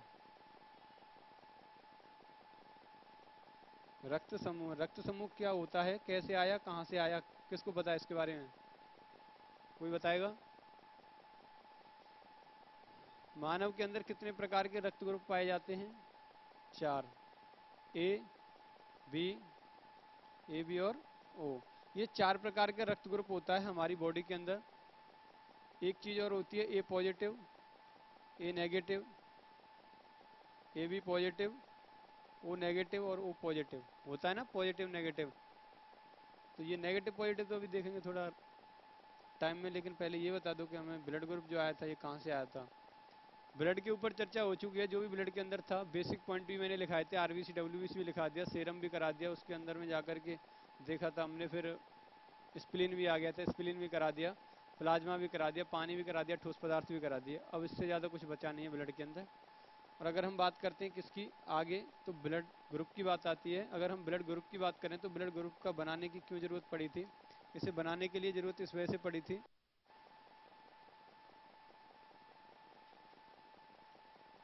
एक ईस्वी थी 1900 ईस्वी। 1900 ईस्वी से पहले क्या हो रहा था, जब किसी भी व्यक्ति को बीमारी हो जाती थी या फिर ब्लड की जरूरत होती थी तो एक दूसरे के अंदर ब्लड ट्रांसफर किया जाता था। जब ब्लड ट्रांसफर करते थे तो क्या हो रहा था, डेथ हो जाती थी व्यक्तियों की, व्यक्ति जिंदा नहीं रह पाते थे। अब जब व्यक्ति जिंदा नहीं रह पाते थे तो उस पर कुछ चर्चा की गई, विचार विमर्श किए गए कि यार ऐसा कैसे हो रहा है, हम एक व्यक्ति से दूसरे व्यक्ति को ब्लड देते हैं तो व्यक्ति क्या हो जाता है, मर जाता है बेचारा, तो उसकी जिंदगी जिंदगी तो बहुत अनमोल है। या तो रोग के कारण मर रहा है वो, या फिर ब्लड देने के कारण मर रहा है, कुछ ना कुछ तो फंडा है। अब इस फंडे को निकालने के लिए इस पर रिसर्च किया गया, और जब इस पर रिसर्च किया गया था तो सबसे पहले, कब, सबसे पहले 1900 ईस्वी में एक वैज्ञानिक थे कार्ल एंड स्टीनर। कौन थे?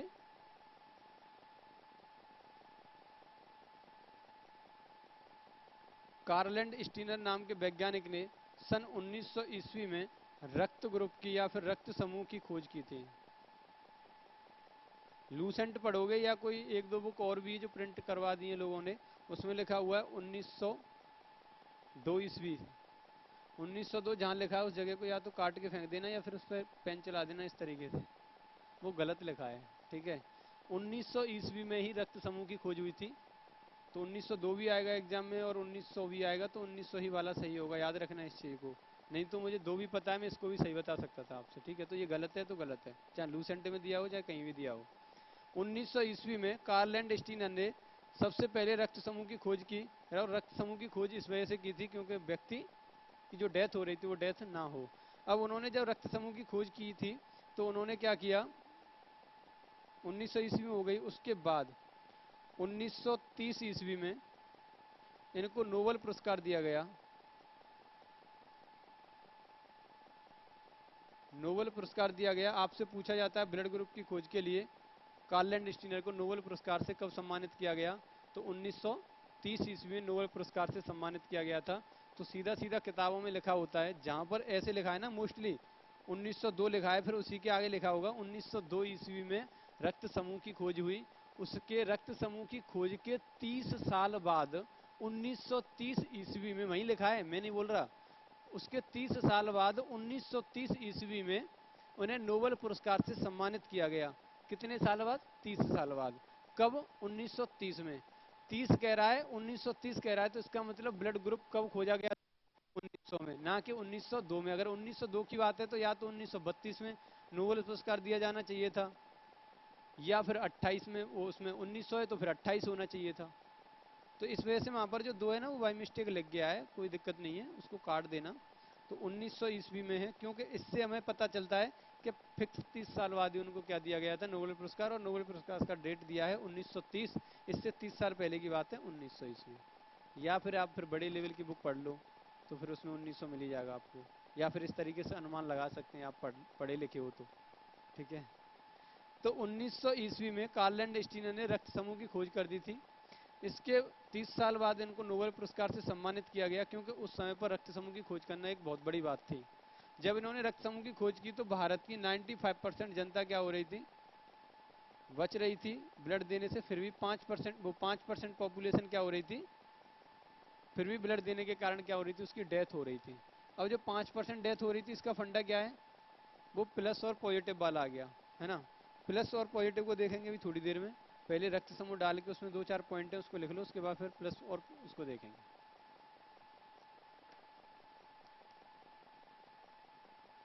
जो कि सीधा सीधा एग्जाम पूछता है हमें। रतनगढ़ सेंटर भाई, आवाज आ रही है, समझ में आ रहा है क्या चल रहा है? बहुत बढ़िया बहुत बढ़िया, आपस में बातें कर रहे थे और अब समझ में आ रहा है एक साथ, ठीक। समझते चलना भाई, लिख तो रही हो। वैसे लिखा तो अपनी किताबों में रखा है, कोई दिक्कत नहीं, पर यहाँ समझ लोगे तो अच्छा है। क्वेश्चन वोश्चन पूछ लिया करो जब कभी कुछ डाउट हुआ करे तो आपको, बैठे बैठे से फायदा नहीं है ना। कुछ तो डाउट क्लियर होगा आपका, क्योंकि जब यहाँ से भी अपने डाउट को ले गए तो फिर कहीं क्लियर नहीं होने वाला। बुक में किसी में नहीं डिफाइंड दिया होता कि इस वजह से इसको इस वजह से किया गया। उसमें तो बस लिख रहा है तो लिख रहा है, याद करना है तो करना है। मैं इसी वजह से आता हूँ कि आपका कोई भी डाउट हो तो मैं उसको पूरा कर दूँ, नहीं तो ये बुकों में लिखा है। एक में नहीं मिलेगा, 2 बुकों में मिलेगा, 2 में नहीं मिलेगा, 3 में मिलेगा, मिल जाएगा लेकिन, है ना। अपने पास से तो मैंने बनाया नहीं है, ये भी बुकों में से लिख के बनाया। तो लिखो इसमें आगे रक्त समूह के नीचे पॉइंट नंबर पहला,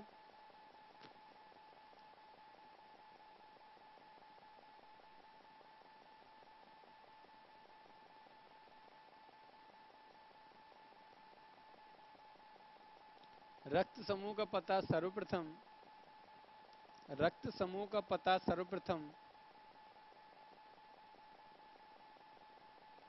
कार्लैंड स्टीनर ने, कार्लैंड स्टीनर ने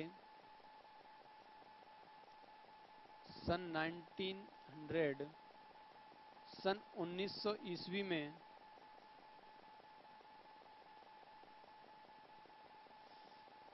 लगाया था। अगला पॉइंट,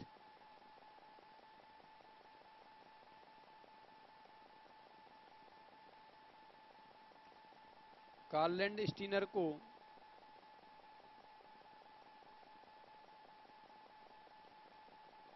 रक्त समूह की खोज के लिए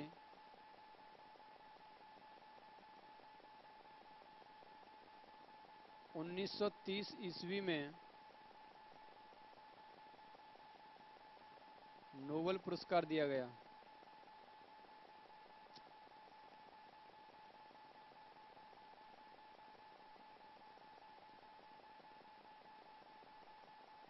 अगला पॉइंट, रुधिर की यह भिन्नता, रुधिर की यह भिन्नता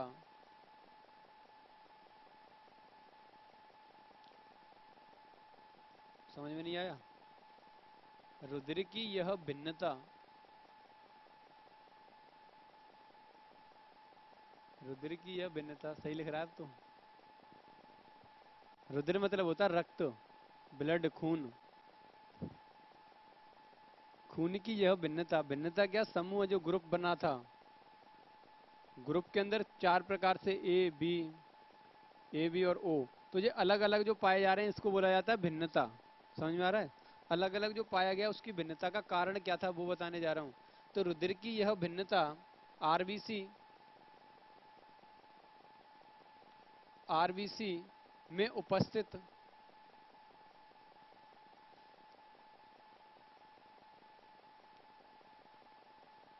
ग्लाइकोप्रोटीन के कारण, ग्लाइकोप्रोटीन के कारण होती है। नहीं समझ में आया?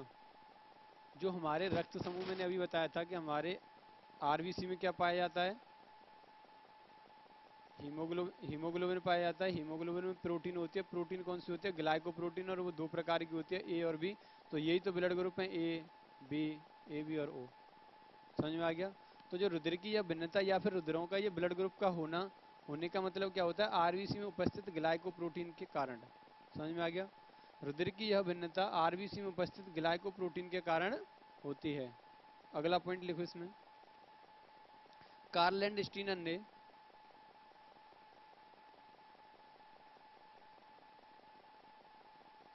कार्ल एंड स्टीनर ने ए, बी, ओ नामक ब्लड ग्रुप को खोजा था। अगला पॉइंट, जो कार्ल एंड स्टीनर ने ब्लड ग्रुप को खोजा था वो ये ब्लड ग्रुप 3 खोजे थे उसने, ए, बी और ओ। बचा कौन सा, ए बी। तो लिख सकते हो आप अगला point, A B blood group की खोज, ए बी ब्लड ग्रुप की खोज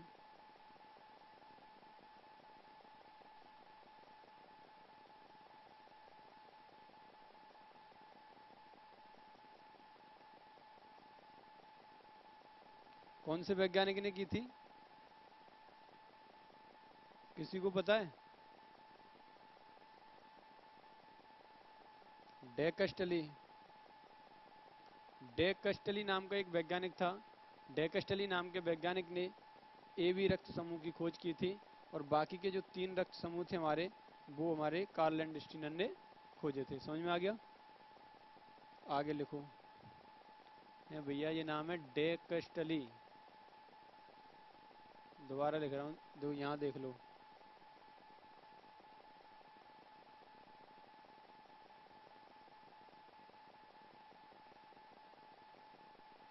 आधा स है, ट है, ल है।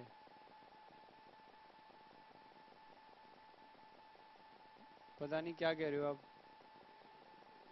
अच्छा, उर्दू की तरह है वो, स्टार्टिंग से ऐसी है, ये तो बहुत समझो कि ऐसा लिखा जा रहा है।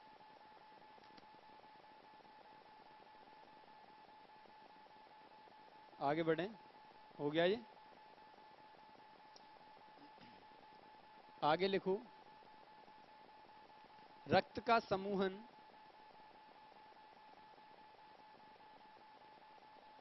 रक्त का समूहन एंटीजन के आधार पर किया जाता है। एंटीजन के आधार पर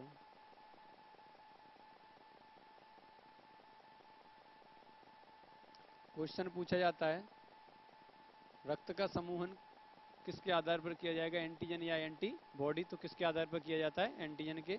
और समूहन का मतलब होता है रक्त का देना। जो किसी व्यक्ति को हम रक्त देते हैं तो वो एंटीजन के आधार पर देते हैं, और जो रक्त लेते हैं वो एंटीबॉडी के आधार पर लेते हैं। समझ में आ गया।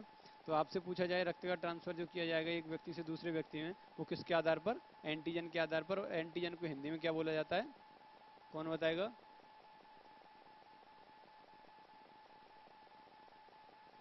प्रत्यजन। एंटीजन को हिंदी में बोलते हैं प्रत्यजन, और एंटीबॉडी को बोलते हैं प्रत्यरक्षी। अगला पॉइंट लिखो इसमें, एक ही मनुष्य में समान एंटीजन और एक ही मनुष्य में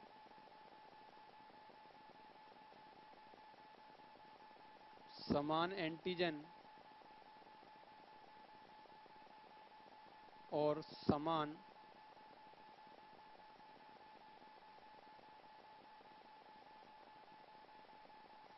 एंटीबॉडी नहीं पाए जाते हैं।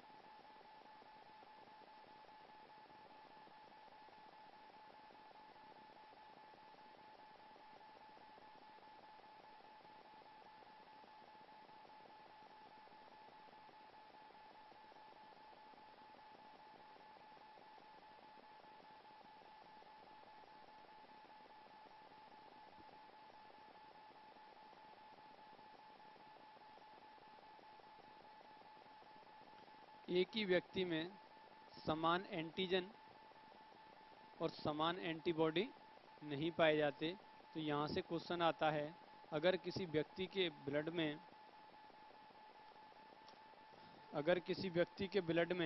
एंटीजन अगर किसी व्यक्ति के ब्लड में एंटीबॉडी बी पाया जाता है, बोलो, यदि किसी व्यक्ति के ब्लड ग्रुप में या फिर ब्लड में एंटीबॉडी बी पाया जाता है, तो उस व्यक्ति के अंदर एंटीजन क्या होगा? क्या होगा? ये होगा। डर का करे कह दो, होगा। दूसरी बात है, अगर किसी व्यक्ति के ब्लड में एंटीबॉडी बी पाया जाता है, तो उस व्यक्ति का ब्लड ग्रुप क्या होगा? अगर किसी व्यक्ति के ब्लड में एंटीबॉडी ए पाया जाता है, तो उस व्यक्ति का ब्लड ग्रुप क्या होगा? अगर किसी व्यक्ति के ब्लड ग्रुप में एंटीजन ए पाया जाता है, तो उसके अंदर एंटीबॉडी क्या होगा? अब देखो, इससे पहला पॉइंट हमारा क्या कहता है, एक ही मनुष्य में समान एंटीजन और समान, को पता है कि जो हमारा एंटीजन होता है वो ए और बी होता है, और एंटीबॉडी भी ए और बी होता है। अब ये कह रहा है समान एंटीजन और समान एंटीबॉडी नहीं पाए जाते, मतलब इसका क्या, बॉडी एंटीजन बी तो पाया नहीं जा सकता। नहीं समझ में आया? क्योंकि समान नहीं पाए जाएंगे ना, अपोजिट आ जाएगा। जैसे इसके अंदर एंटीबॉडी बी है तो क्या आएगा? एंटीजन ए आ जाएगा। अगर इसके अंदर एंटीबॉडी ए है तो क्या आ जाएगा? एंटीजन बी आ जाएगा। समान नहीं हो सकते, एक ही व्यक्ति के अंदर एंटीजन और एंटीबॉडी समान नहीं होते। जहां पर एंटीजन और,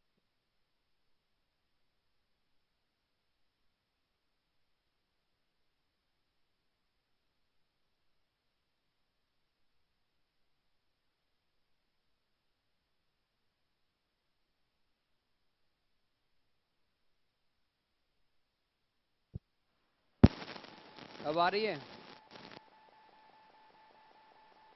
अभी भी नहीं आई? ठीक ठीक है भाई, ठीक है। समान एंटीजन और समान एंटीबॉडी नहीं पाए जाते, ये मैंने बताया इस पॉइंट के जरिए, और वही मैं यहाँ पर लिखा रहा हूँ। अब एक चीज याद रखना, जिस व्यक्ति के अंदर जो एंटीजन होगा वही उसका ब्लड ग्रुप होगा। जिस व्यक्ति के अंदर जो ब्लड ग्रुप होगा उसके अंदर वही एंटीजन होगा। जिस व्यक्ति के अंदर जो एंटीजन होगा वही उसके अंदर ब्लड ग्रुप होगा। लेकिन उसके अपोजिट क्या होगा? हमारा एंटीबॉडी होगा। अगर एंटीबॉडी भी समान हो गया तो ब्लड का थक्का बन जाएगा। जैसे मैंने यहां पर लिखा है, किसी व्यक्ति के अंदर एंटीबॉडी बी पाया जाता है तो उसके अंदर एंटीजन कौन सा होगा? तो एंटीजन कौन सा हो जाएगा? हमारा ए हो जाएगा। तो ए इसके अपोजिट हो गया कि नहीं हो गया? अगर यहां पर भी बी होता तो एक समान हो जाता, लेकिन पॉइंट क्या कह रहा है हमारा? समान नहीं हो सकते। समान नहीं हो सकते तभी यहां पर ए पाया गया है। मैंने अभी आपको बताया था कि जिस व्यक्ति के अंदर एंटीजन ए होगा तो उसका ब्लड ग्रुप भी ए ही होगा।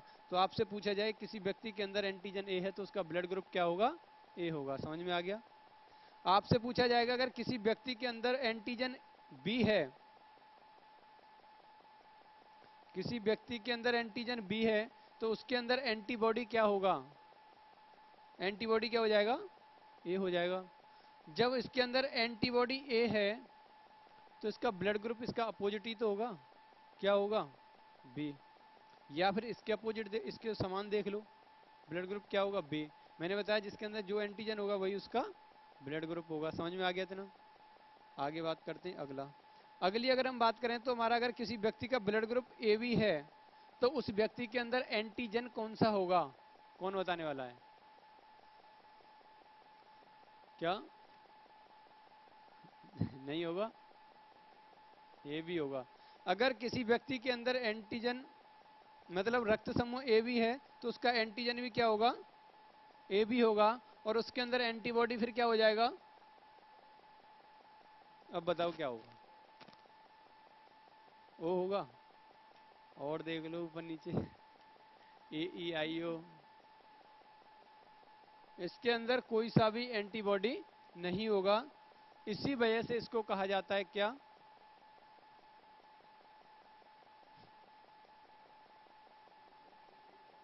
सर्वग्राही, ले सकता है सबका, दे नहीं सकता सबको। सर्वग्राही का मतलब हो गया, मैंने अभी थोड़ी देर पहले आपको बताया था कि ब्लड ग्रुप को एंटीजन के आधार पर दिया जाता है। मैंने उसमें पॉइंट लिखा रहा था मैं कि ब्लड का समूहन एंटीजन के आधार पर किया जाता है। तो जब इसके अंदर एंटीजन तो है लेकिन एंटीबॉडी नहीं है, तो इसका एंटीजन है तो इसके लिए कोई सा भी क्या कर सकता है, ले सकता है। इसको कोई सा भी, ये किसी से भी ले सकता है, क्योंकि अगर लेगा तो इसके अंदर कोई सा भी एंटीबॉडी आ जाए तो कोई दिक्कत ही नहीं है। अगर यहाँ पर पहले से एंटीबॉडी बैठा होता, अगर इस अकेले कमरे के अंदर कितने भी लड़ाकू इंसान को रख दो, ला करके बिठा बिठा दो, रखो मत बिठा दो, तो अब वो किससे लड़ेगा भाई, दीवारों से तो सर फोड़ने से रहा। अगर इसमें उसके साथ मुझ जैसे शरीफ इंसान को बिठा दिया तो मुझे तो मार डालेगा वो। तो इस वजह से ये कमरा खाली है, और इस कमरे खाली के अंदर चाहे एंटीबॉडी ए आ जाए चाहे एंटीबॉडी बी आ जाए, इसको कोई फर्क नहीं पड़ने वाला, सब कुछ चलेगा। इसी वजह से इसको बोला जाता है सर्वग्राही। नहीं समझ में आया? अगला है, अगर हमारा ब्लड ग्रुप ओ है तो उसको, उसके अंदर एंटीजन क्या होगा, अनुपस्थित होगा, और एंटीबॉडी क्या हो जाएगा इसके अंदर, देख लो और ढंग से, जब तो इसको सर्वदाता कहा जाता है। ए और बी इसके अंदर एंटीबॉडी हो जाएगा। समझ में आ गया अब इतना? हाँ, आपका ओ है क्या, तो सबको दे सकते हो आप। यूनिवर्सल डोनर और यूनिवर्सल रिसिपेंट, ओ का ही ले सकते हो आप बस। आगे लिखो, इतना हो गया, ये समझ में आ गया। यहां से पूछा जाए किसी के अंदर एंटीबॉडी बी है तो उसका ब्लड ग्रुप क्या होगा, एंटीबॉडी बी है तो उसका ब्लड ग्रुप क्या होगा, ए होगा। एंटीबॉडी बोल रहा हूं मैं, हाथी तो यहाँ रखा था, बोला तो एंटीबॉडी था मैंने, इसमें मतलब ध्यान नहीं है। अच्छा, आपने नहीं बोला, इन्होंने बोला था। आगे लिखो, इसके बाद में, चार्ट के बाद में पॉइंट बना के, रक्त आदान में, रक्त आदान में, रतनगढ़ सेंटर समझ में आ गया भाई ये?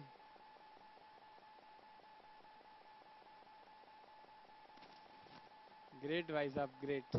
बता देना समझ में नहीं आया वो तो फिर, सबके समझ में आ जाता है। पूछते तो हो नहीं आप लोग, पूछ भी लिया करो जब कभी।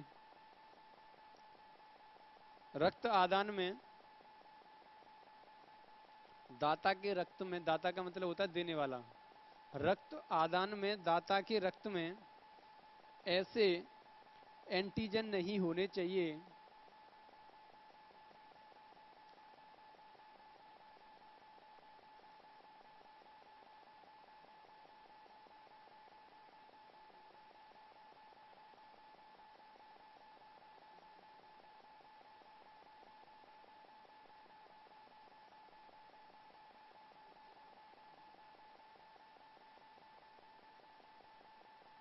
ऐसे एंटीजन नहीं होने चाहिए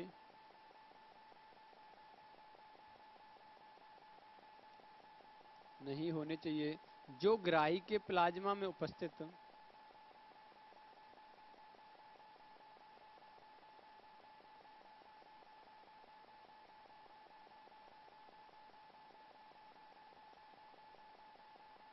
उपस्थित एंटीबॉडी से मिलकर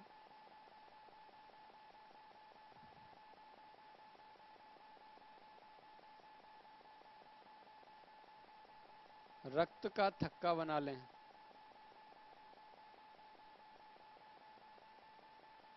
इसका मतलब वही हो गया, डिफरेंट डिफरेंट होने चाहिए। समझ में आ गया? अगला लिखो, ब्लड ग्रुप ओ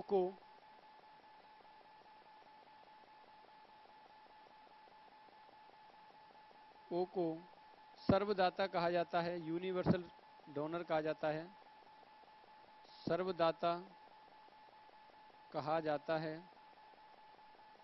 अगला, ब्लड ग्रुप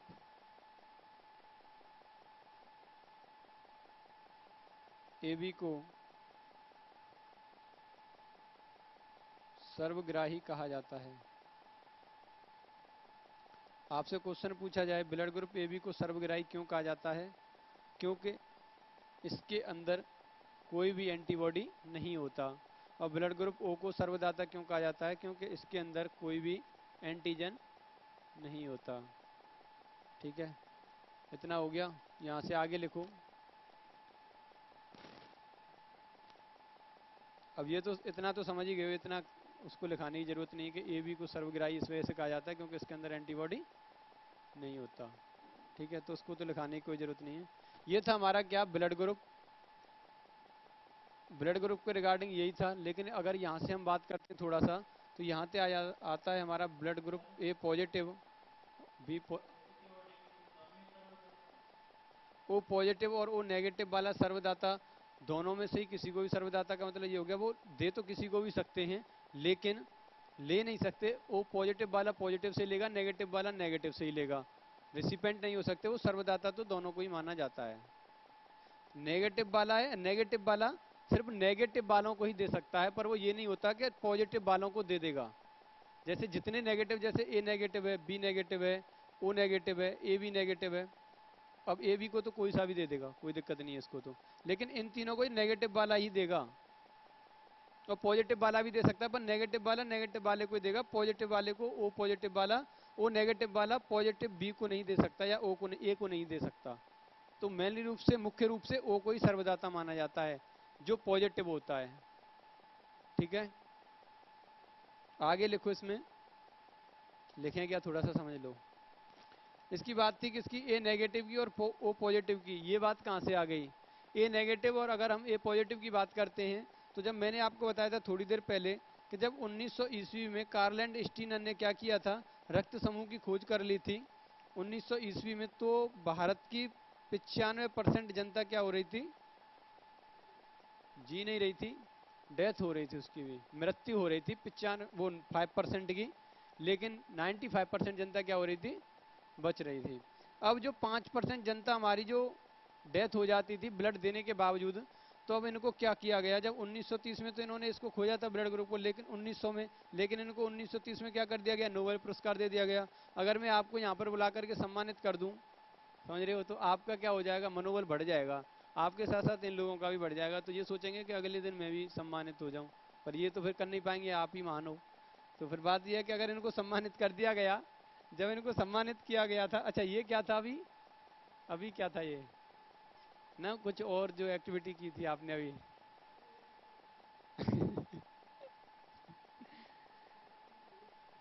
वो पर्सनल चीज थी है?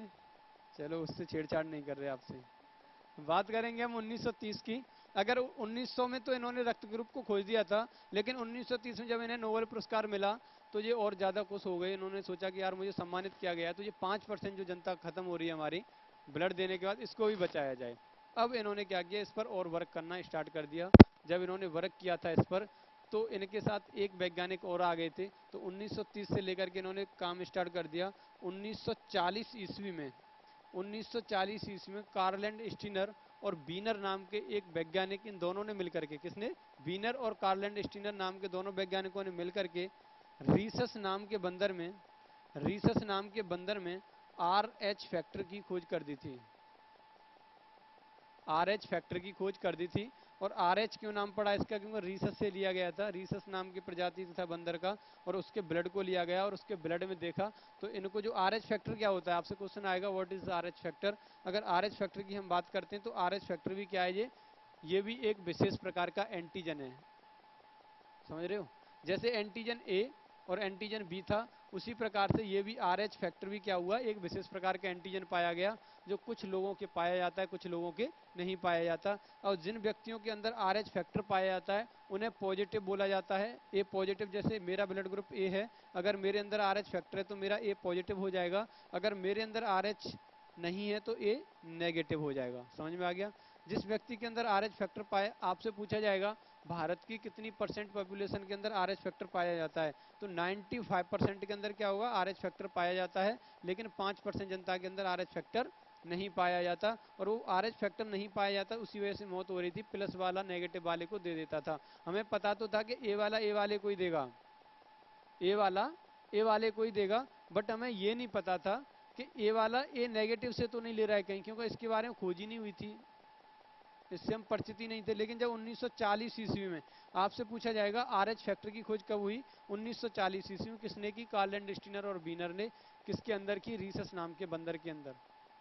समझ में आ गया? तो लिख सकते हैं वो आप, आरएच फैक्टर डाल लो हेडिंग, आरएच फैक्टर हेडिंग डालो और इसमें लिखो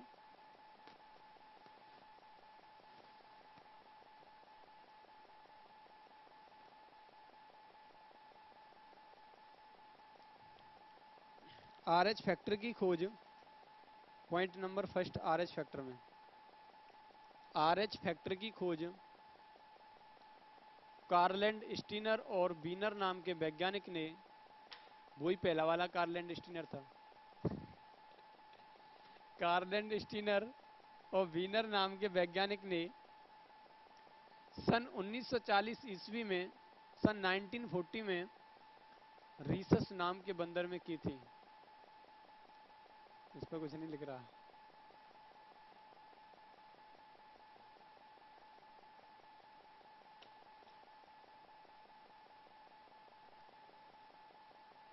रीसस,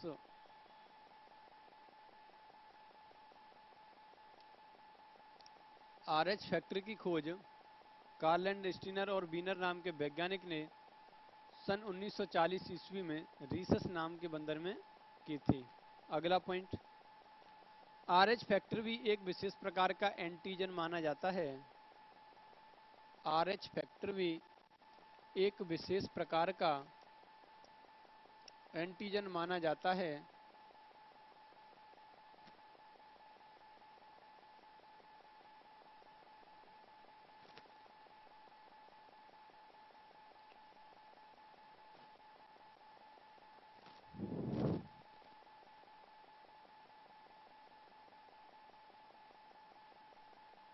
हो गया? आगे लिखो, जिस व्यक्ति के अंदर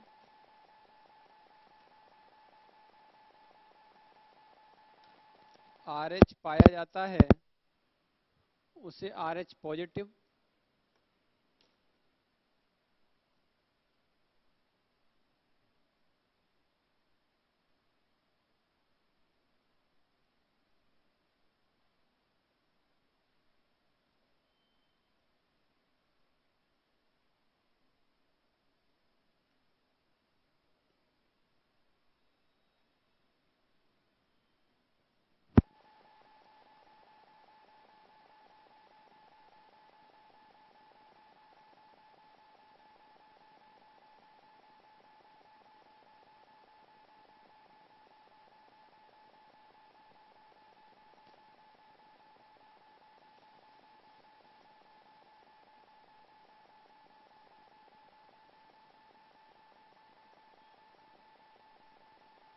जिस व्यक्ति के अंदर आरएच पाया जाता है उसे आरएच पॉजिटिव, और जिस व्यक्ति के अंदर आरएच नहीं पाया जाता उसे आरएच नेगेटिव बोला जाता है। यहां से क्वेश्चन आता है,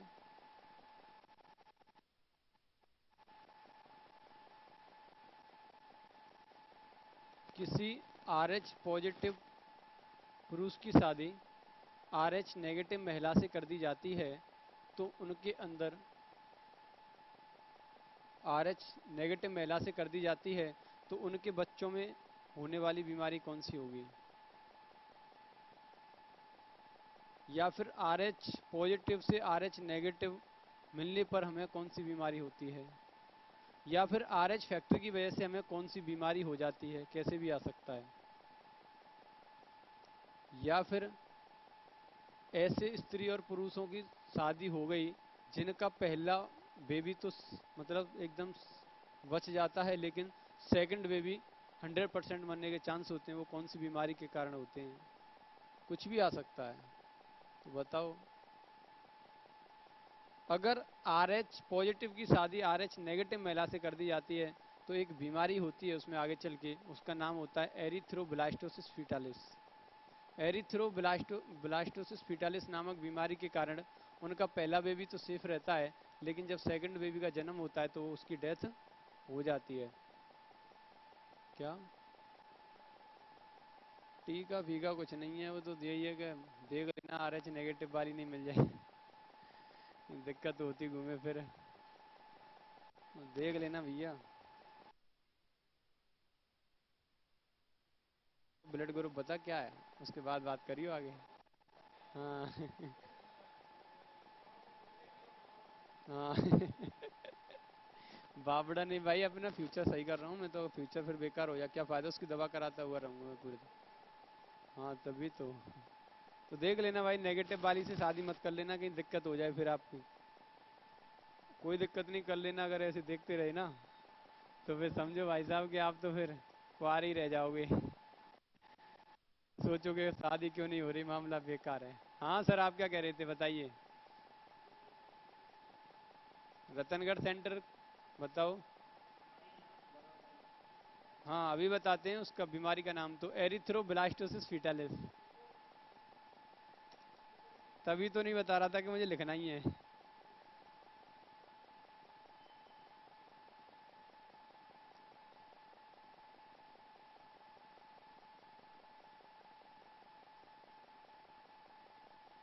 फिटालिस, एरिथ्रोब्लास्टोसिस फिटालिस। क्या हो गया? एरिथ्रोब्लास्टोसिस फिटालिस, ये बीमारी का नाम है। इसमें क्या होता है, जैसे मेल और फीमेल, इनका जो फर्स्ट बेबी होगा वो तो सही हो जाएगा, लेकिन जब इनका सेकंड बेबी जो निकल के आएगा, सेकंड बेबी बेचारे, सेकंड की क्या हो जाएगी, 100% चांस है उसके मरने की, मृत्यु हो जाएगी। क्यों हो जाती है, इसका रीजंस क्या होता है? जब आर एच नेगेटिव और आर एच पॉजिटिव, अब मेल कैसा था, आर एच पॉजिटिव था, और फीमेल कैसी थी, आर एच नेगेटिव थी। अगर इन दोनों की जब शादी होगी, जब इनके बाद में जो बच्चा निकल बनेगा इनका, इसके माँ के फ्यूटस के अंदर जब बच्चा होगा, तो जो सन होता है इनका, बेटा या बेटी जो भी हो, जो होगा उसके अंदर जो ब्लड आएगा, उसमें ज़्यादा से ज़्यादा चांस रहते हैं पॉजिटिव होने के, है ना। पिता के अंदर से आता है, क्योंकि पिता के ऊपर जेंडर चेंज करने का वो सिस्टम होता है। पिता से जेंडर बनता है, आपसे पूछा जाएगा जेंडर किससे बनता है, तो पिता से ही बनता है, माता से या पिता से, तो पिता से बनेगा। पिता के अंदर जो रहते हैं हमारे एक्स और वाई गुणसूत्र रहते हैं, और इसके अंदर एक्स और एक्स होते हैं, और ये हमारी माता जी हैं।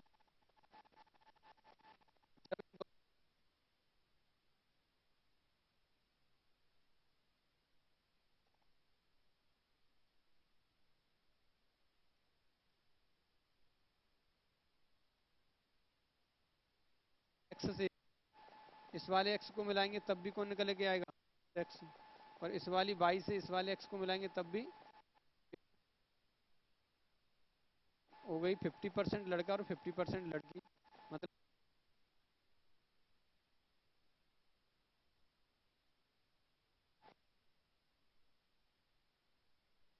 पर कंडीशन क्या थी देखो, अगर इस वाली एक्स को हमने इस एक्स से मिला दिया तब भी लड़की है, अगर इस वाली एक्स को हमने इस एक्स से मिला दिया तब भी लड़की है। तो माता के अंदर तो दोनों एक्स एक्स है ना, तो इससे जेंडर चेंज नहीं हुआ। लेकिन अगर बाई चांस आ गया, बाई चाहे इससे मिला दो या मिला दो, तो खुशियां ही खुशियां हैं। ठीक है, तो पिताजी से एक बेटे का जन्म हुआ है, और बेटे के जन्म पर आजकल लोग बहुत खुश होते हैं, है ना। ऐसा है, ऐसा है, ऐसा नहीं है, राजस्थान में नहीं है ऐसा। राजस्थान में वैसे कमी है लड़कियों की इस वजह से। अच्छा, अब के बढ़ गई है जनसंख्या। झुंझुनू, झुंझुनू में लड़कियां ज्यादा हैं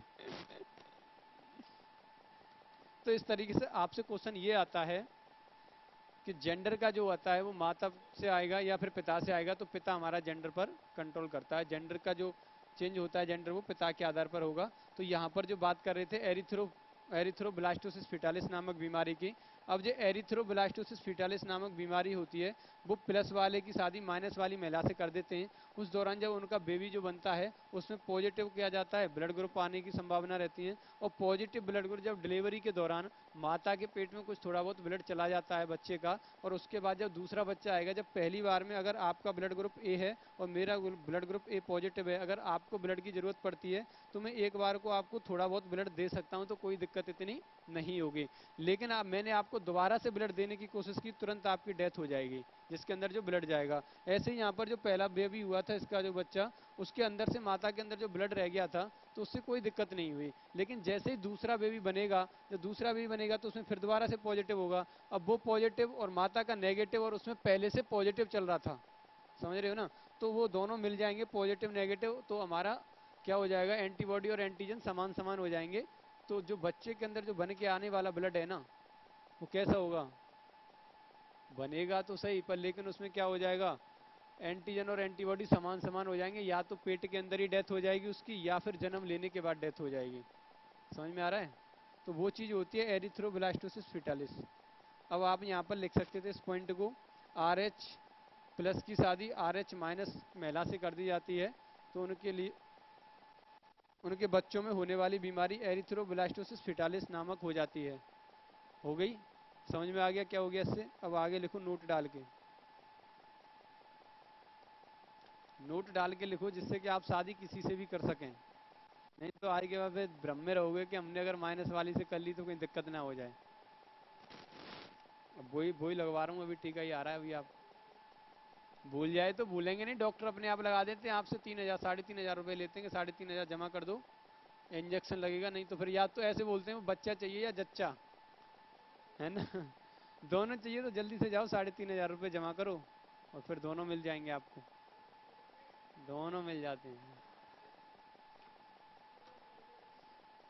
वो जो बोलते हैं स्टार्टिंग वाले दौरान जब पहला बेबी होता है ना उस समय पर बोलते हैं, सेकंड वाले बेबी पर नहीं बोलते।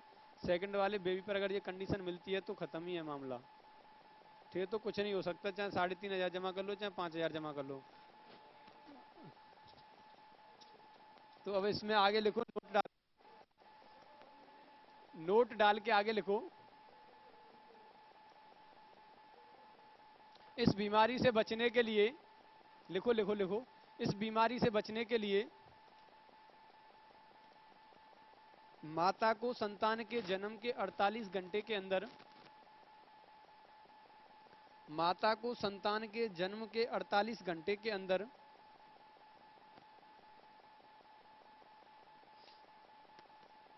RH एंटीजन व RH एंटीबॉडी नामक टीका लगाया जाता है।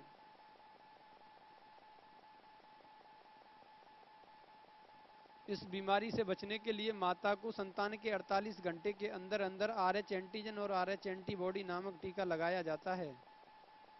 अब वो डॉक्टर अपने आप देख लेते हैं कि इसका ब्लड ग्रुप क्या था और इसके लिए कौन सा टीका लगाना है, कौन सी की बढ़ोतरी हो गई है कौन से की नहीं हुई है, उसी हिसाब से वो टीका लगा देते हैं पहले वाले बेबी पर।